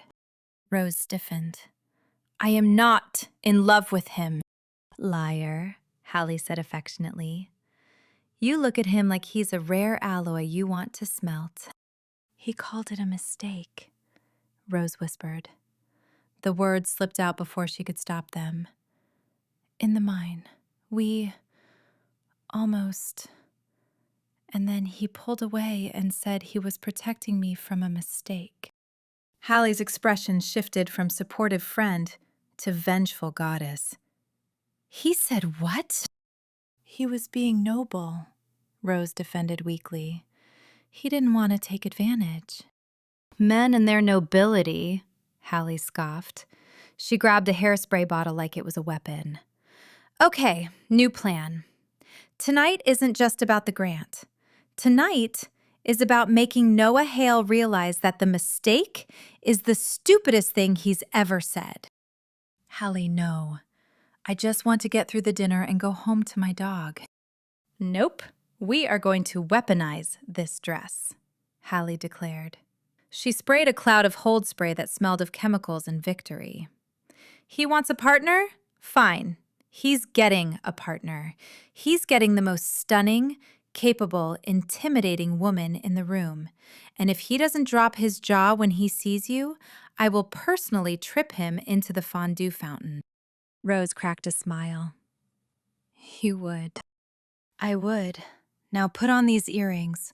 They catch the light." Rose put them on. She looked in the mirror again. The fear was still there, buried deep, but overlaid with something else now. Armor. She wasn't Cinderella going to the ball. She was a knight going to a siege. She was Rose Gable. She worked with fire. She bent steel. She could handle a dinner party, and she could handle Noah Hale. "Ready?" Hallie asked. Rose took a deep breath. She squared her shoulders. "Ready," she said. "Let's go break some hearts." 10. The town hall ballroom had been transformed into a winter wonderland, which Noah found redundant considering it was currently snowing sideways outside. But Hallie had worked her magic. White silk draped the walls, crystal chandeliers dripped with icicle lights, and the centerpieces were towering arrangements of white roses and birch branches. It was beautiful. It was expensive, and it felt like a courtroom. Noah stood near the entrance, adjusting his cufflinks for the 10th time. He felt like he was waiting for an execution. "Relax, Hale," Rowan said, appearing beside him with 2 glasses of champagne. He looked surprisingly comfortable in a tuxedo, probably because he was built like a Bond villain's bodyguard. "You look like you're about to pass a kidney stone." "Mrs. Higgins is watching me," Noah murmured, accepting the glass. "She's been staring at me from the buffet table for 20 minutes. She's counting my blinks." "She's wondering where the fiancé is," Rowan noted. "Ideally, the bride arrives before the appetizers run out." "She's coming," Noah said. "Hallie is polishing her." "Ah, God help us all." Then the room went quiet. It wasn't a gradual lull. It was a sudden, sharp silence that swept from the doorway across the room like a wave. The jazz band faltered for a beat. Noah turned, and his breath simply stopped. Rose stood at the top of the grand staircase. She was wearing blue, dark blue, like the midnight sky over the mountains. The dress fit her like a second skin, velvet hugging her waist and flaring out at her hips. Her shoulders were bare, her skin glowing in the warm light. But it wasn't the dress. It was her. She held her head high, her chin lifted in that defiant tilt he knew so well. She scanned the room not with fear, but with a challenge. "Here I am," she seemed to say. "Deal with it." "Wow," Roan said. "Yeah," Noah breathed. "Wow." Rose saw him. Her eyes locked onto his across the crowded room. For a second, the mask slipped and he saw a flash of nerves, the girl from the mine who was scared of the dark. But then she blinked, and the steel was back. She began to descend the stairs. Noah moved before he thought about it. He crossed the floor, ignoring the whispers, ignoring Mrs. Higgins, ignoring the apex sharks in the corner. He met her at the bottom step. He held out his hand. Rose took it. Her fingers were cool. "You're late," he whispered, pulling her close. The scent of her, vanilla and ozone, hit him like a drug. "I had to armor up," she whispered back. She looked up at him, her eyes searching his face. "Is it enough? Do I look like a mayor's wife?" "You look..." Noah struggled for the word.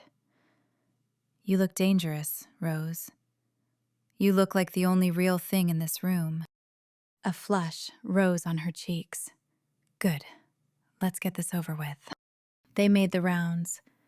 It was a performance, but it was effortless. Rose, usually blunt to a fault, charmed the donors with stories about the town history, her voice passionate and fierce. She didn't play the demure wife. She played the partner. She spoke about the forge, the mines, the legacy. And Noah watched her, feeling a swell of pride that had nothing to do with the grant.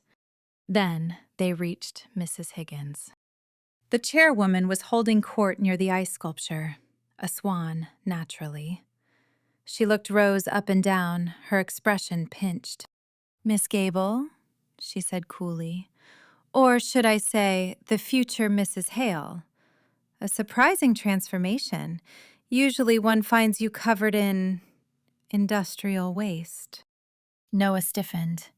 He opened his mouth to intervene, but Rose squeezed his arm. "Dirt washes off, Mrs. Higgins," Rose said smoothly. "But history doesn't. My family built the gates you walked through to enter this hall. I think a little industrial waste is a small price to pay for a foundation that lasts." Mrs. Higgins bristled. "Indeed, though one wonders if a blacksmith is quite suited for the delicate work of municipal representation." "Delicate?" Noah stepped in. He couldn't help it. "Mrs. Higgins, this town wasn't built on delicate work. It was built on iron and granite. Rose isn't just suited for this town. She is this town. She understands its value better than anyone in this room, including me." He looked at Rose. He wasn't acting anymore.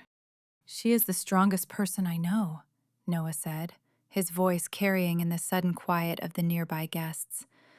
"And I am incredibly lucky she said yes." Mrs. Higgins looked between them. She saw the way Noah was looking at Rose, with raw, undeniable adoration. She saw the way Rose leaned into him, her hand resting over his heart. The old woman's face softened, just a fraction. "Well," she said, adjusting her brooch, "strength is a virtue, I suppose." "It is," Noah said. The band started up a slow song, at last, because of course it was. "Dance with me?" Noah asked Rose, ignoring Mrs. Higgins entirely now. Rose hesitated. "I don't dance, Noah. I stomp." "I'll lead," he promised. He pulled her onto the floor. He put one hand on her waist, the velvet soft under his palm. He took her other hand, her iron-ringed hand, in his. They moved. It wasn't perfect. Rose stepped on his foot twice in the first minute. But then she relaxed. She looked up at him, her defenses lowering. "You defended me," she said softly. "Always," Noah vowed. "You called me the strongest person you know. You are. Even when I'm scared?" "Especially then." He pulled her closer. The room blurred. The faces of the grant committee, the sharks, the lies. It all faded. There was just the smell of vanilla and ozone, the warmth of her body, and the terrified realization that he wasn't faking anything. "Rose," he whispered against her ear. "I meant what I said in the mine. About the mistake." Rose stiffened. "Don't." "I have to. I said it was a mistake because I thought I was taking advantage of you. I thought you just needed warmth. I didn't want you to regret it in the morning." Rose pulled back enough to look him in the eye. "And now?" Noah looked at her. He looked at the woman who had bluffed a federal agent, broken into a mine, and worn a dress she hated just to save his career. "Now," Noah said, his voice rough, "I think the mistake was stopping." Rose's breath hitched. Her hand tightened on his shoulder. "Noah," she warned, "don't say that if this is still just for the grant." "To hell with the grant," Noah said. "I'm doing this for us." He dipped her. It was smooth, dramatic, and entirely unplanned. He was going to kiss her. Right here, in front of the entire town. And this time, the mountain didn't collapse. This time, Rose stood on her tiptoes to meet him. "Mr. Mayor!" A flashbulb went off in their faces. They sprang apart. A photographer from the Verge Gazette was grinning at them. "Perfect! That's the cover shot! Love in the time of zoning laws!" The moment shattered. Mrs. Higgins was clapping politely. The Apex guys looked annoyed. the spell broke. Rose stepped back, smoothing her dress. Right, the cover shot. She looked at him, the vulnerability vanishing behind the armor again. Good job, partner. We sold it. She turned and walked toward the drinks table, leaving Noah standing alone on the dance floor, wondering if he had just won the town, but lost the girl. The hangover from the gala wasn't physical. It was emotional. Rose woke up the next morning feeling like she had been run over by a float in the Valentine's Day parade. She stared at the ceiling of her small apartment above the Forge. The silence was loud. 6 days. That was how long until the grant decision. 6 days of being engaged. 6 days of pretending she didn't want to crawl into Noah Hale's lap and stay there forever. Her phone buzzed on the nightstand. We need to go back. Today. Rose groaned. She knew what he meant. The gala photos were plastered all over the local news. Mrs. Higgins looked pleased. Apex looked worried. But the deal wasn't closed. To truly seal the heritage status, they needed physical proof. They needed the rose gold. She sat up, rubbing her face. Okay, Gable, put on your boots. Time to dig. An hour later, they were back at the trailhead of the old mines. This time, they were prepared. Rose had brought heavy-duty climbing gear, thermal blankets, and, most importantly, a portable pneumatic drill. Noah had brought a thermos of coffee and a look of grim determination. He also brought the tension. It sat between them in the truck cab, thick and suffocating. Rose, he started as she unloaded the drill. About last night. Don't, Rose said, slamming the tailgate. We sold it, Noah. That's what matters. I wasn't selling it, he said quietly. Rose paused. She looked at him. He was wearing his action flannel again, sleeves rolled up despite the cold. He looked earnest. And that was the problem. Noah always looked earnest. We have a job to do, she said, turning away. Let's find the gold. Then we can talk about feelings. They hiked up to the ghost shaft. The entrance was still blocked by the debris from their first attempt, but Rose had a different plan. The ventilation shaft, she said, pointing to a small metal grate hidden behind a boulder further up the ridge. It connects to the main chamber. It's tight, but we can rappel down. Tight? Noah eyed the grate. Rose, that looks like a drainage pipe. It's 18 inches wide, she said. You'll fit, unless your ego is too big. Noah sighed. Lead the way. The descent was brutal. The shaft was vertical, dark, and smelled of rust. They rappelled down in silence, their headlamps cutting through the gloom. Rose went first, her boots scraping against the oxidized metal sides. When her feet touched solid ground, she unclipped and moved aside. Clear! Noah dropped down beside her a moment later, looking a little green. 18 inches was a generous estimate. Complaint noted, Rose said. She shone her light around. They were in a lower chamber, deeper than before.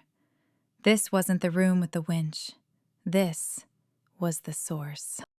The walls here sparkled, not with the cold glitter of quartz, but with a warm, reddish hue. Noah, Rose whispered. She walked to the far wall.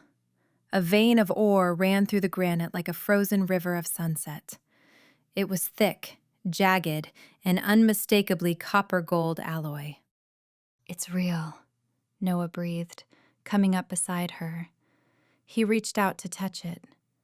The rose gold. The first ring ore. It's beautiful, Rose admitted. It's not just beautiful. It's evidence. Noah pulled a camera from his pack and started snapping photos. This proves the unique geological composition of the site. It proves the legend has a basis in fact. Apex can't touch this. Rose watched him work. He was in lawyer mode now, gathering facts, building a case. He was brilliant. But she wasn't looking at the legal victory. She was looking at the metal. She reached into her pack and pulled out her chisel and hammer. "What are you doing?" Noah asked, lowering the camera. "I'm taking a sample," Rose said. She set the chisel against the vein. Clink.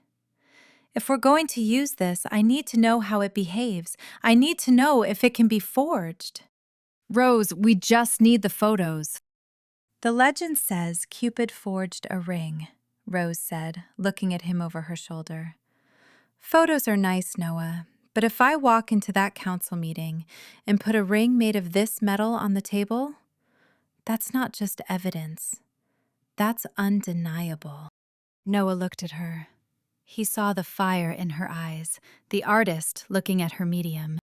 "Make the ring," he said. Rose grinned. She swung the hammer. Clang! A chunk of the reddish ore broke free, falling into her hand. It was heavy, dense. "Gotcha," she whispered. She put it in her pocket. It felt warm against her hip, buzzing with potential. "Let's go," she said. "I have work to do." They climbed out. The hike down was faster, fueled by adrenaline. When they reached the truck, Noah stopped her. "Rose," he said. He didn't touch her, but he stood close enough that she could feel his heat. "You're going to make the ring?" "Yeah." "For the town?" "For the town," she agreed. "Okay," Noah said. He looked at her, his expression unreadable. "Just be careful with it. Legend says that metal is dangerous." "Why?" "Because," Noah said softly, opening the door for her, "it makes people tell the truth." "Sure." Rose locked the door of heavy metal hearts. She turned the sign to closed and pulled the shades against the gray winter light. She was alone. Just her, the fire, and the rock. She placed the chunk of ore on her workbench. Under the harsh shop lights, it looked unassuming, just a dirty rock with some pink flecks. But Rose knew better. It was the heart of the mountain, and she was going to make it bleed. She fired up the crucible. The next 12 hours were a fugue state. Rose didn't eat. She didn't check her phone. She existed only in the rhythm of the work. Smelting the ore was brutal. The alloy was impure, mixed with granite and quartz. She had to crush it, heat it, and separate the slag with a patience she didn't possess for anything else. The heat in the shop rose to a stifling degree, sweat soaking through her flannel shirt, stinging her eyes. When she finally poured the molten metal into the ingot mold, it flowed like liquid sunset, bright, viscous, and stunning. "There you are," she whispered, wiping soot from her forehead. She let it cool until it was solid but still red hot, then moved it to the anvil. This was the part she loved, the violence of creation. She took the hammer and began to beat the metal into submission. Clang, clang, clang! The sound was a heartbeat, loud and steady. She wasn't making a delicate filigreed thing. That wasn't her style, and it wasn't the town's style. She was making a band, solid, heavy, unbreakable. As she worked, she thought about Noah. She thought about his hand in hers at the gala. She thought about his chest against her back in the mine.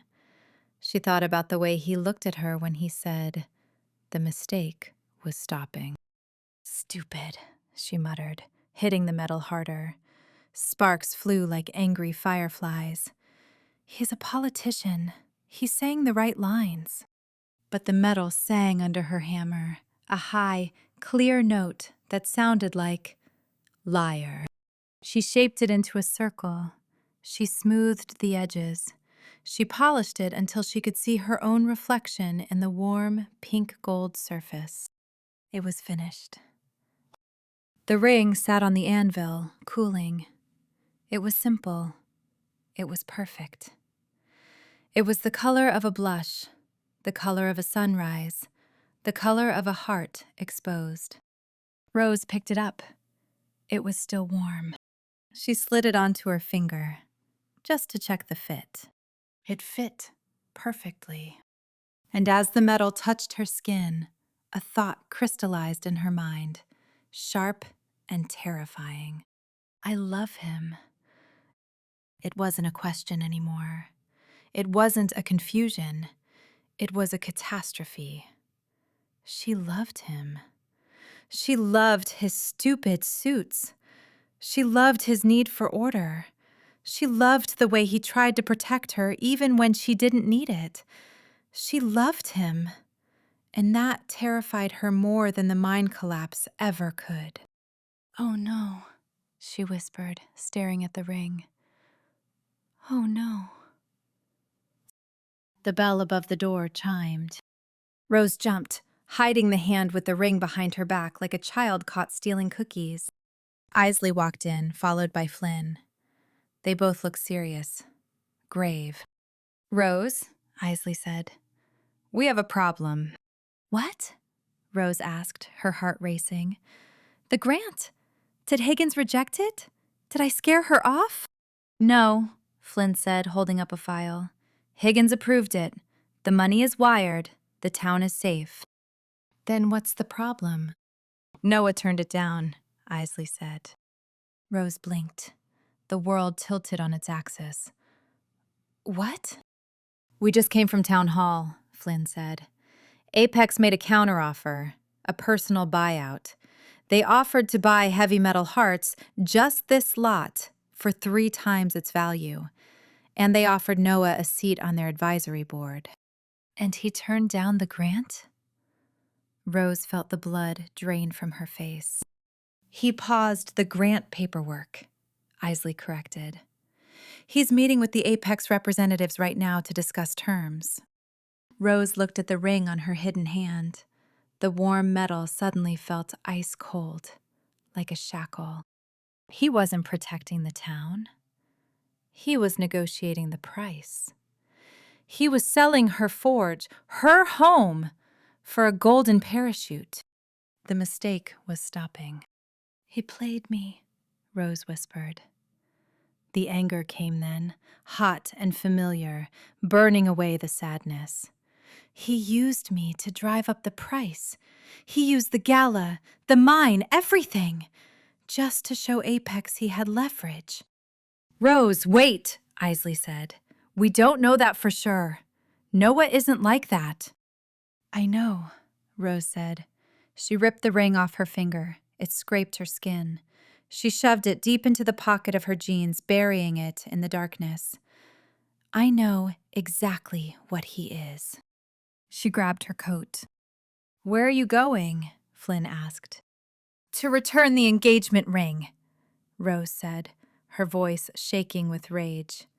"And to burn the contract." Thurston.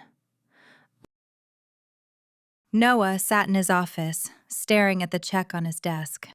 $5 million. "It's a generous offer, Mr. Mayor," Sterling said, leaning back in the guest chair. "Personal, clean. You rezone the mill lot, just the mill lot, and we build the access road. The rest of the town stays historic. You get the money, you get the board seat, and you save the town budget without begging the state for pennies." Noah looked at the check. It was freedom. It was enough money to leave Valentine's Verge. Enough to start over in Boston or New York or anywhere that didn't smell like pine trees and regret. "And the forge?" Noah asked, his voice neutral. "Demolished," Drake said. "Regrettable, but necessary. The tenant, Miss Gable, would be compensated deeply, of course." "Compensated," Noah repeated. He thought about Rose. He thought about her in the mine, smeared with coal dust. He thought about the way she looked at the gala, fierce and terrified in blue velvet. "I'm making it for the town," she had said about the ring. But he knew she was lying. She made things to last. If he took this, he saved the town budget instantly. He saved his own career. He secured his future. But he would break Rose. He picked up the check.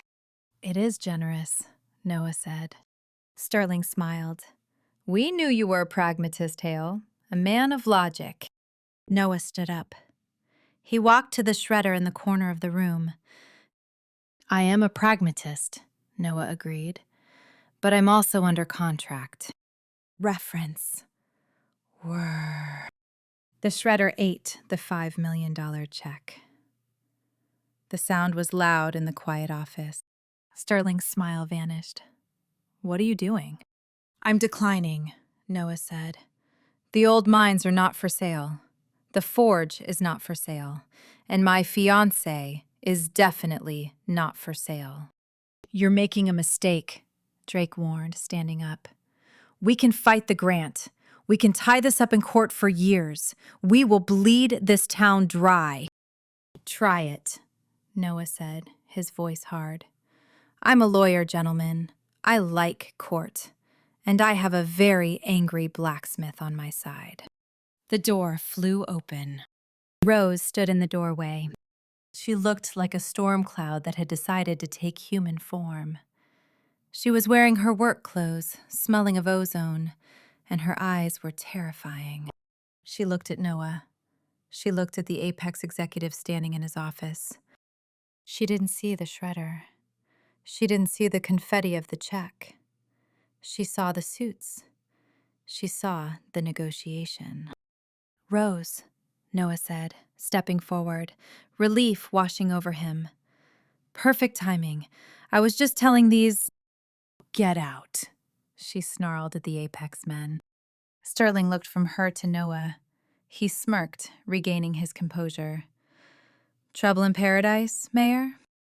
"The deal is off," Rose said to Noah, ignoring the suit. Her voice was shaking, high and brittle. "The engagement is off. The partnership is dissolved." Noah froze. "What?" "I heard about the meeting," she said, tears welling in her eyes, angry and hot. "I heard you paused the grant to entertain a buyout. I heard you were selling the Forge." "Rose, wait." Noah stepped around the desk. "I didn't entertain it. I rejected it. I just—" "Don't lie to me!" she yelled. "I know you, Noah. You're a logical man. You calculate risk, and I am a liability." "Rose, listen to me." She reached into her pocket. She pulled out the ring. It glinted in the office light, rose gold, heavy, beautiful. It wasn't the iron prop ring. It was something new, something real. "I made this," she said, her voice cracking. "I made this for us, for the lie. But I'm done lying. I'm done pretending that I don't care." "Rose," Noah pleaded. "Take the money," Rose said, tears streaming down her soot-stained cheeks. "Build your ski lift. I hope it's worth it."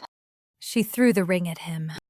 It hit his chest with a dull thud and fell to the carpet. She spun around and ran. "Rose!" Noah yelled. He ran after her. "Rose, listen to me!" She didn't stop. She ran down the hall, past the startled intern, and out the front doors into the snow. Noah reached the window. He watched her truck peel out of the parking lot, fishtailing in the slush. He looked back at the ring on the carpet. It lay there, a circle of pink gold, abandoned. Sterling picked it up. "Nice workmanship," he sneered. "Pity." Noah turned on him. "Get out," Noah said. His voice was low, vibrating with a rage he hadn't felt since he was 10 years old. "Get out of my office. Get out of my town. If I see either of you inside city limits in 1 hour, I will have you arrested for trespassing." "On what grounds?" Drake scoffed. "On the grounds that I am the mayor," Noah snapped. "And you just broke my fiancé's heart." Foreseen. The forge was cold. Rose sat on the floor of the shop, her back against the anvil. The fire was out. The tools were silent. It had been 24 hours since she walked out of Noah's office, and she hadn't turned the lights on once. She had dissolved the partnership. She had broken the contract. She had thrown the ring, the beautiful, perfect thing she had made with her own hands, at the man she loved. "Stupid," she whispered into the dark. "Stupid, stupid, stupid." She had acted on impulse. She had let the fear win. The fear that she wasn't enough. The fear that Noah, with his polished shoes and Harvard degree, would eventually realize that a blacksmith with dirt under her nails was a liability he couldn't afford. So she had fired him before he could quit. It was a classic Rose Gable move. Burn the bridge while you're standing on it, just to make sure no one can follow you. A knock on the door broke the silence. "Go away!" Rose yelled. "We're closed!" "Open the door, Rose." It wasn't Noah. It was Hallie. Rose sighed. She got up, her joints stiff from sitting on concrete, and unlocked the heavy metal door. Hallie stood there, holding a bottle of tequila and a box of donuts. Isley was behind her, holding a sad-looking potted fern. "We come bearing gifts," Hallie announced, pushing past her. "Tequila for the pain, donuts for the sugar crash, and a fern because Isley thinks plants are emotionally supportive." "It purifies the air," Isley defended, setting the plant on the workbench. "And this place smells like heartbreak and propane."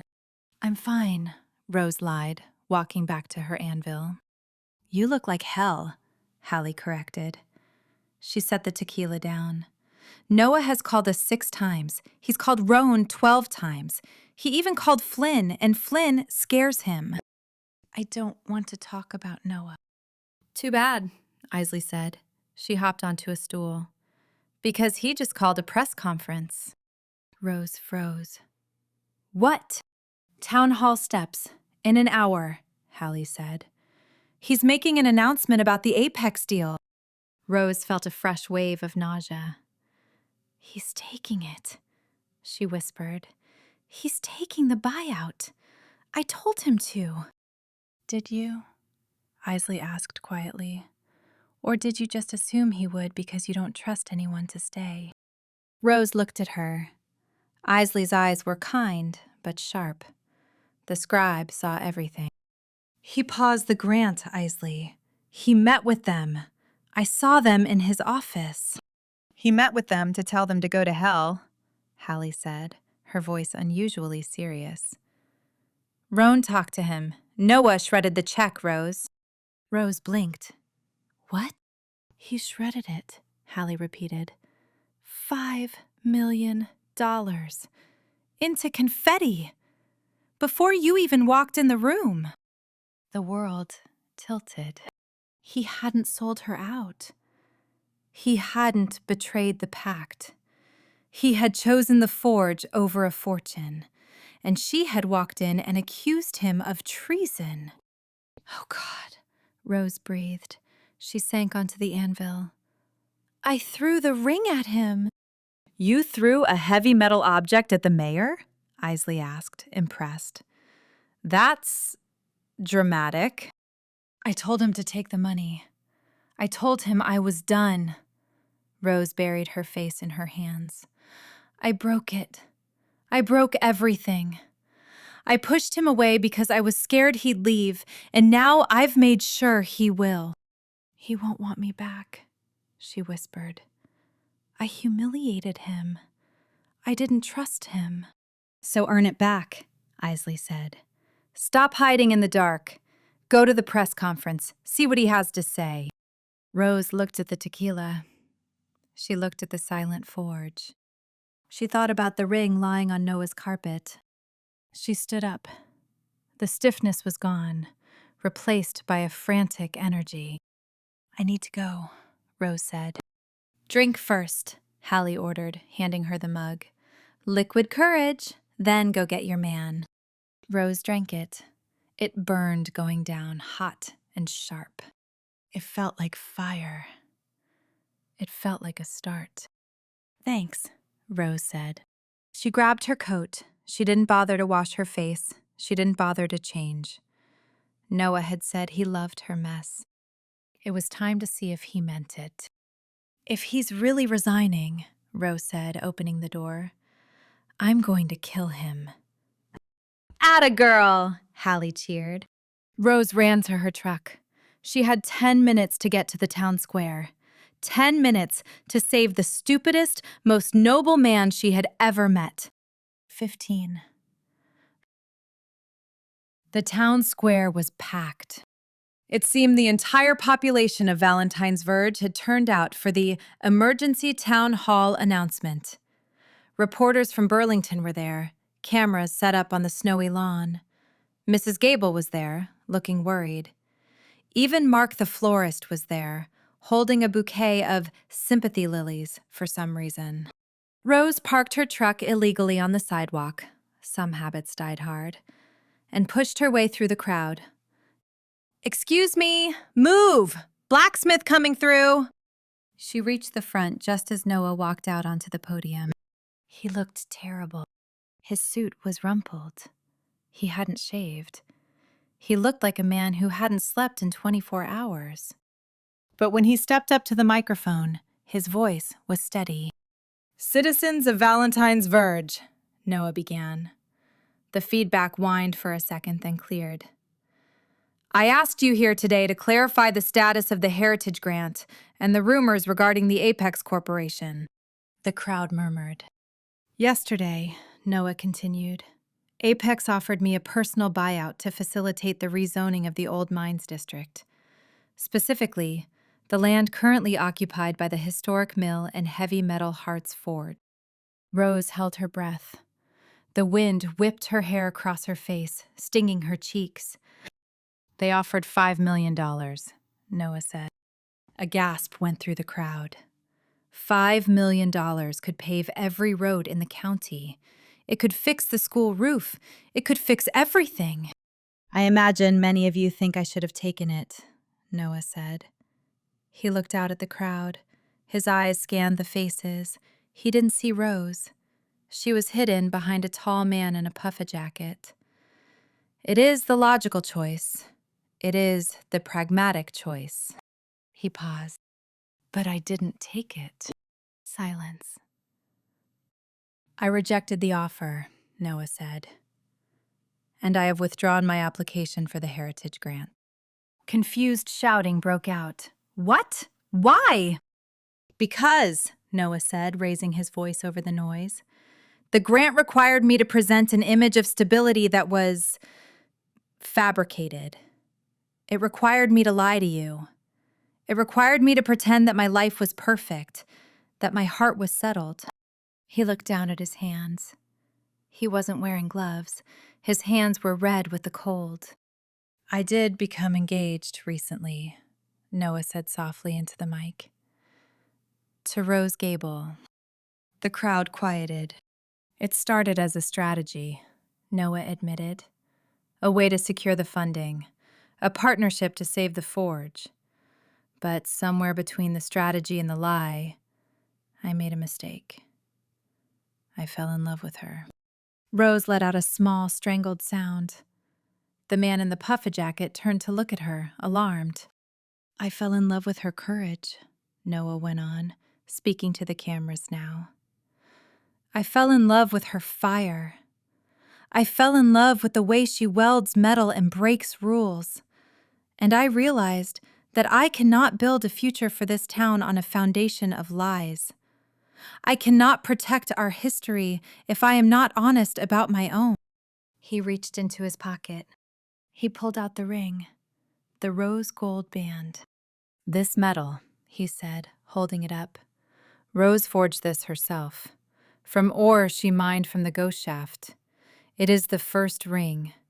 It represents everything we are trying to save. It is rough, it is strong, and it is real. He took a breath. I am resigning as mayor, effective immediately, Noah said. "No!" shout ripped through the square. It wasn't Rose. It was Mrs. Gable. "Don't be an idiot, Noah. You're the best mayor we've ever had." "I cannot lead without integrity," Noah said. "And I cannot fight Apex as a politician. I am going to fight them as a lawyer. I am going to sue them for predatory practices, and I am going to defend every square inch of this valley as a private citizen. Because this town deserves a fighter, not a figurehead." He looked at the ring one last time. "And Rose," he said to the camera, "if you're watching, I didn't take the money. I never wanted the money. I just wanted you." He stepped back from the podium. The crowd erupted into chaos. Rose didn't wait. She didn't think. She vaulted over the velvet rope barrier, slipping on a patch of ice and nearly face-planting. She scrambled up, ignoring the sting in her knees. "Noah!" He stopped. He turned. He saw her. He saw the soot on her face. He saw the tears. He saw the way she was running toward him like he was the only source of oxygen in the world. "Rose?" She hit him at full speed. She slammed into his chest, wrapping her arms around his neck. Noah staggered back, catching her, his arms closing around her waist instantly to keep them both upright. "You idiot!" she sobbed into his neck. "You noble, stupid, wonderful idiot!" "You're here," he whispered, burying his face in her hair. "I thought you left." "I was never leaving." She pulled back, framing his face with her hands. She was crying openly now, black streaks of mascara running down her cheeks. "I love you. I love you, Noah Hale. I love your stupid suits. I love your spreadsheets. And if you resign, I will weld you to that podium." Noah laughed. It was a wet, shaky sound. "You love me?" "Yes, even the lawyer parts, especially the lawyer parts." "I kept the ring," he said, holding it up. His hand was shaking. "Put it on," Rose ordered. "On who?" "On me. Right now, in front of God and Mrs. Higgins and everyone." Noah slid the ring onto her finger. It fit perfectly.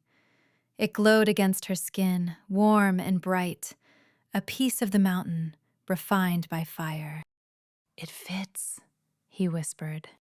"It always fit," Rose said. "We just had to temper it first." She pulled him down. She kissed him. It wasn't a fake kiss. It wasn't a strategy. It was fire and iron and a promise kept. The crowd cheered. It started as a ripple and turned into a roar. Flashbulbs popped like fireworks. And somewhere in the back, Mrs. Higgins wiped a tear from her eye with a lace handkerchief. "Well," she sniffed to Isley, "at least it's authentic, though the soot is regrettable." "It's Valentine's Verge," Isley said, smiling as she watched her friends. "Nothing else survives here but the things that can handle the heat." Shiliok. The forge was warm. This time, the heat came from the fire, not the anger. Noah sat on a stool, his expensive suit coat discarded on a pile of scrap metal, his sleeves rolled up. He was watching Rose work. "So," he said, shouting over the roar of the burner, "technically, I'm unemployed." Rose turned the valve, lowering the flame. She pulled off her goggles, revealing raccoon eyes of clean skin in a soot-stained face. She grinned.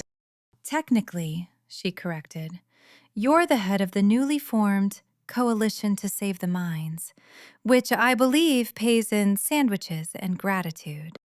"And kisses?" Noah suggested. "And kisses," Rose agreed. She walked over to him, wiping her hands on a rag. She leaned in and kissed him, slow and deep.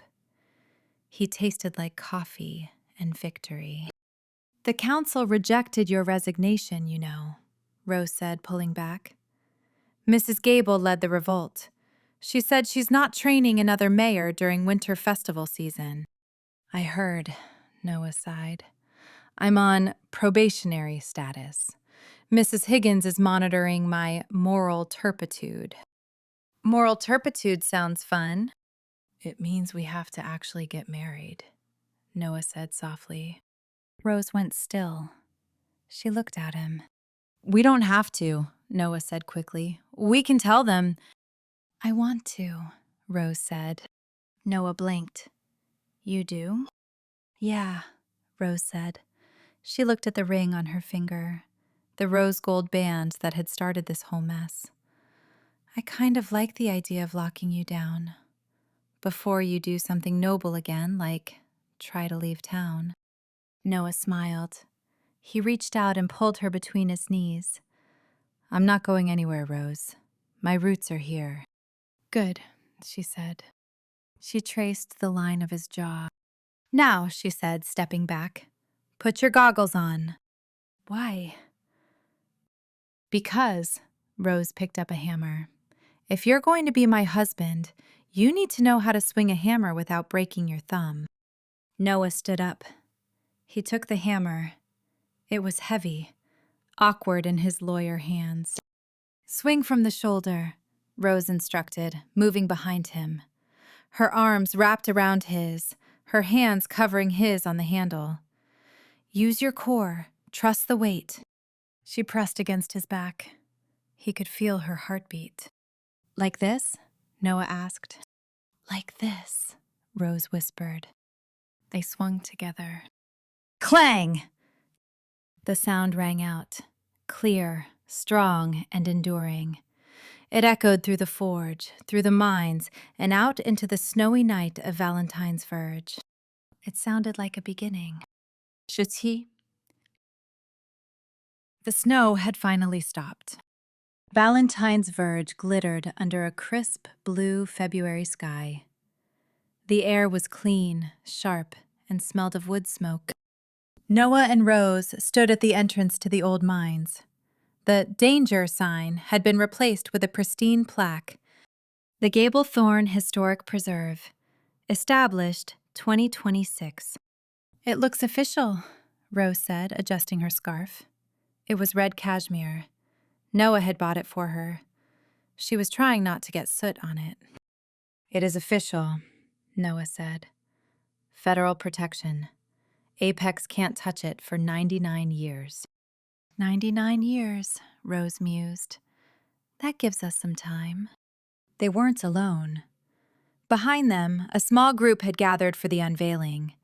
Hallie and Rowan stood arm in arm, Rowan looking like a proud bear, Hallie looking like she was already planning the wedding reception. Isley stood with Flynn, who was scribbling in a notebook, probably plotting his next exposé on the corruption of corporate ski resorts. This town, Flynn said, looking up at the mountain. It has teeth. It has heart, Isley corrected. Same thing, Flynn grinned. Rose took Noah's hand. She felt the callus on his palm, a new one, from the hammer lessons. You ready? She asked. For what? For everything, she said. The wedding, the re-election, the fact that my aunt is definitely going to knit us matching sweaters. Noah laughed. I'm ready. He kissed her hand. He kissed the ring. Let's go home, he said. They walked back down the trail, hand in hand, leaving the mine to its silence. The first ring was back where it belonged. And so were they. Scene: the Cupid's Cocoa Cafe. The three couples sat in the back booth, the founder's booth, as Mrs. Gable now called it.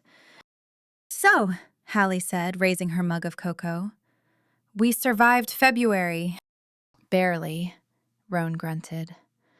My back still hurts from digging you out of that mine. Heroism is pain, darling. Hallie patted his arm. It was a good month, Isley said softly. She looked at Flynn. He winked at her. It was a profitable month, Rose corrected. My commission list is full until July. Everyone wants first ring replicas. And the town is solvent, Noah added, checking his phone. Budget surplus, actually. The tourism bump from the scandal was significant. Scandal sells, Flynn said. You're welcome. They laughed. It was a good sound. A sound of friends who had been through the fire and come out forged stronger. To February 1st, Hallie toasted. To first dates, Roan said. To first letters, Isley added. To first rings, Rose finished. They clinked mugs. Outside, the snow began to fall again, soft and gentle, covering the town in white, ready for a new season. Shabbat. March arrived in Valentine's Verge not with a roar, but with a drip. The great thaw had begun. The snowbanks that had lined Main Street for months were shrinking, revealing the cobblestones beneath. The icicles clinging to the eaves of the town hall were weeping their last tears into the gutters, and the air, while still crisp enough to pink a cheek, held a dangerous, promising scent. Mud. Mud meant spring. Spring meant the tourists would leave, the festival lights would come down, and the town would return to its true owners. Noah Hale stood at the window of his office, watching the slush slide off a passing car. You're staring at the weather again, a voice said from the doorway. It makes you look like a brooding poet, or a farmer worried about his turnips. Noah turned properly. Rose was leaning against the doorframe. She wasn't wearing soot today. She was wearing jeans, boots, and a sweater that was suspiciously well knitted. It was navy blue. Is that... Noah squinted. My aunt made it, Rose admitted, pulling at the sleeve. It's warm. Don't say a word. It brings out your eyes, Noah said, walking over to her. And it matches the ring. He took her hand. The rose gold band glinted in the morning light. It was still the only jewelry she wore, besides the safety goggles she kept on her head like a tiara. I have something for you, Rose said. She reached into her pocket and pulled out a small velvet box. Noah raised an eyebrow. Another ring? I only have 10 fingers. Open it. He did. Inside sat a simple, heavy tie clip. It was made of iron, dark, matte, and utterly unpretentious. But along the edge, a thin vein of rose gold had been inlaid, striking through the darkness like a heartbeat. Iron for strength, Rose explained softly. Gold for the heart. It's a set. Noah ran his thumb over the metal. It was cool and smooth. It was perfect. Thank you, he said. He looked at her. For everything. Don't thank me yet, she warned. Hallie is planning the engagement party. She's talking about blacksmith chic. There might be anvils on the cake. I can handle anvils, Noah said, clipping the tie bar onto his silk tie. I can handle anything as long as you're holding the hammer. Down the street, the bell above the written word chimed. Isley looked up from behind the counter. The shop was quiet, the frantic Valentine's rush over. Flynn was leaning against the biography section, reading a copy of The History of Vermont Mining Disasters. Find anything interesting? Isley asked. Just that this town has a statistically improbable number of collapses, Flynn said, closing the book. It's a miracle anyone survives past 30. We're stubborn, Isley said. She walked over to him, her skirts brushing the floor. And we have good luck charms. She touched the locket at her throat, the one holding the letter. Flynn smiled. It was a soft smile, one the podcast listeners never heard. Speaking of luck, my producer called. They want me back in New York. Big story breaking on Wall Street. Isley felt a cold drop in her stomach. The inevitable end of the chapter. Oh, she said. Well, you should go. It's your job. It is, Flynn agreed. He stepped closer. He tucked a strand of hair behind her ear. So I quit. Isley blinked. You... what? I quit. I told him I'm going freelance. Apparently there's a lot of untold history in rural Vermont. And the rent is cheaper.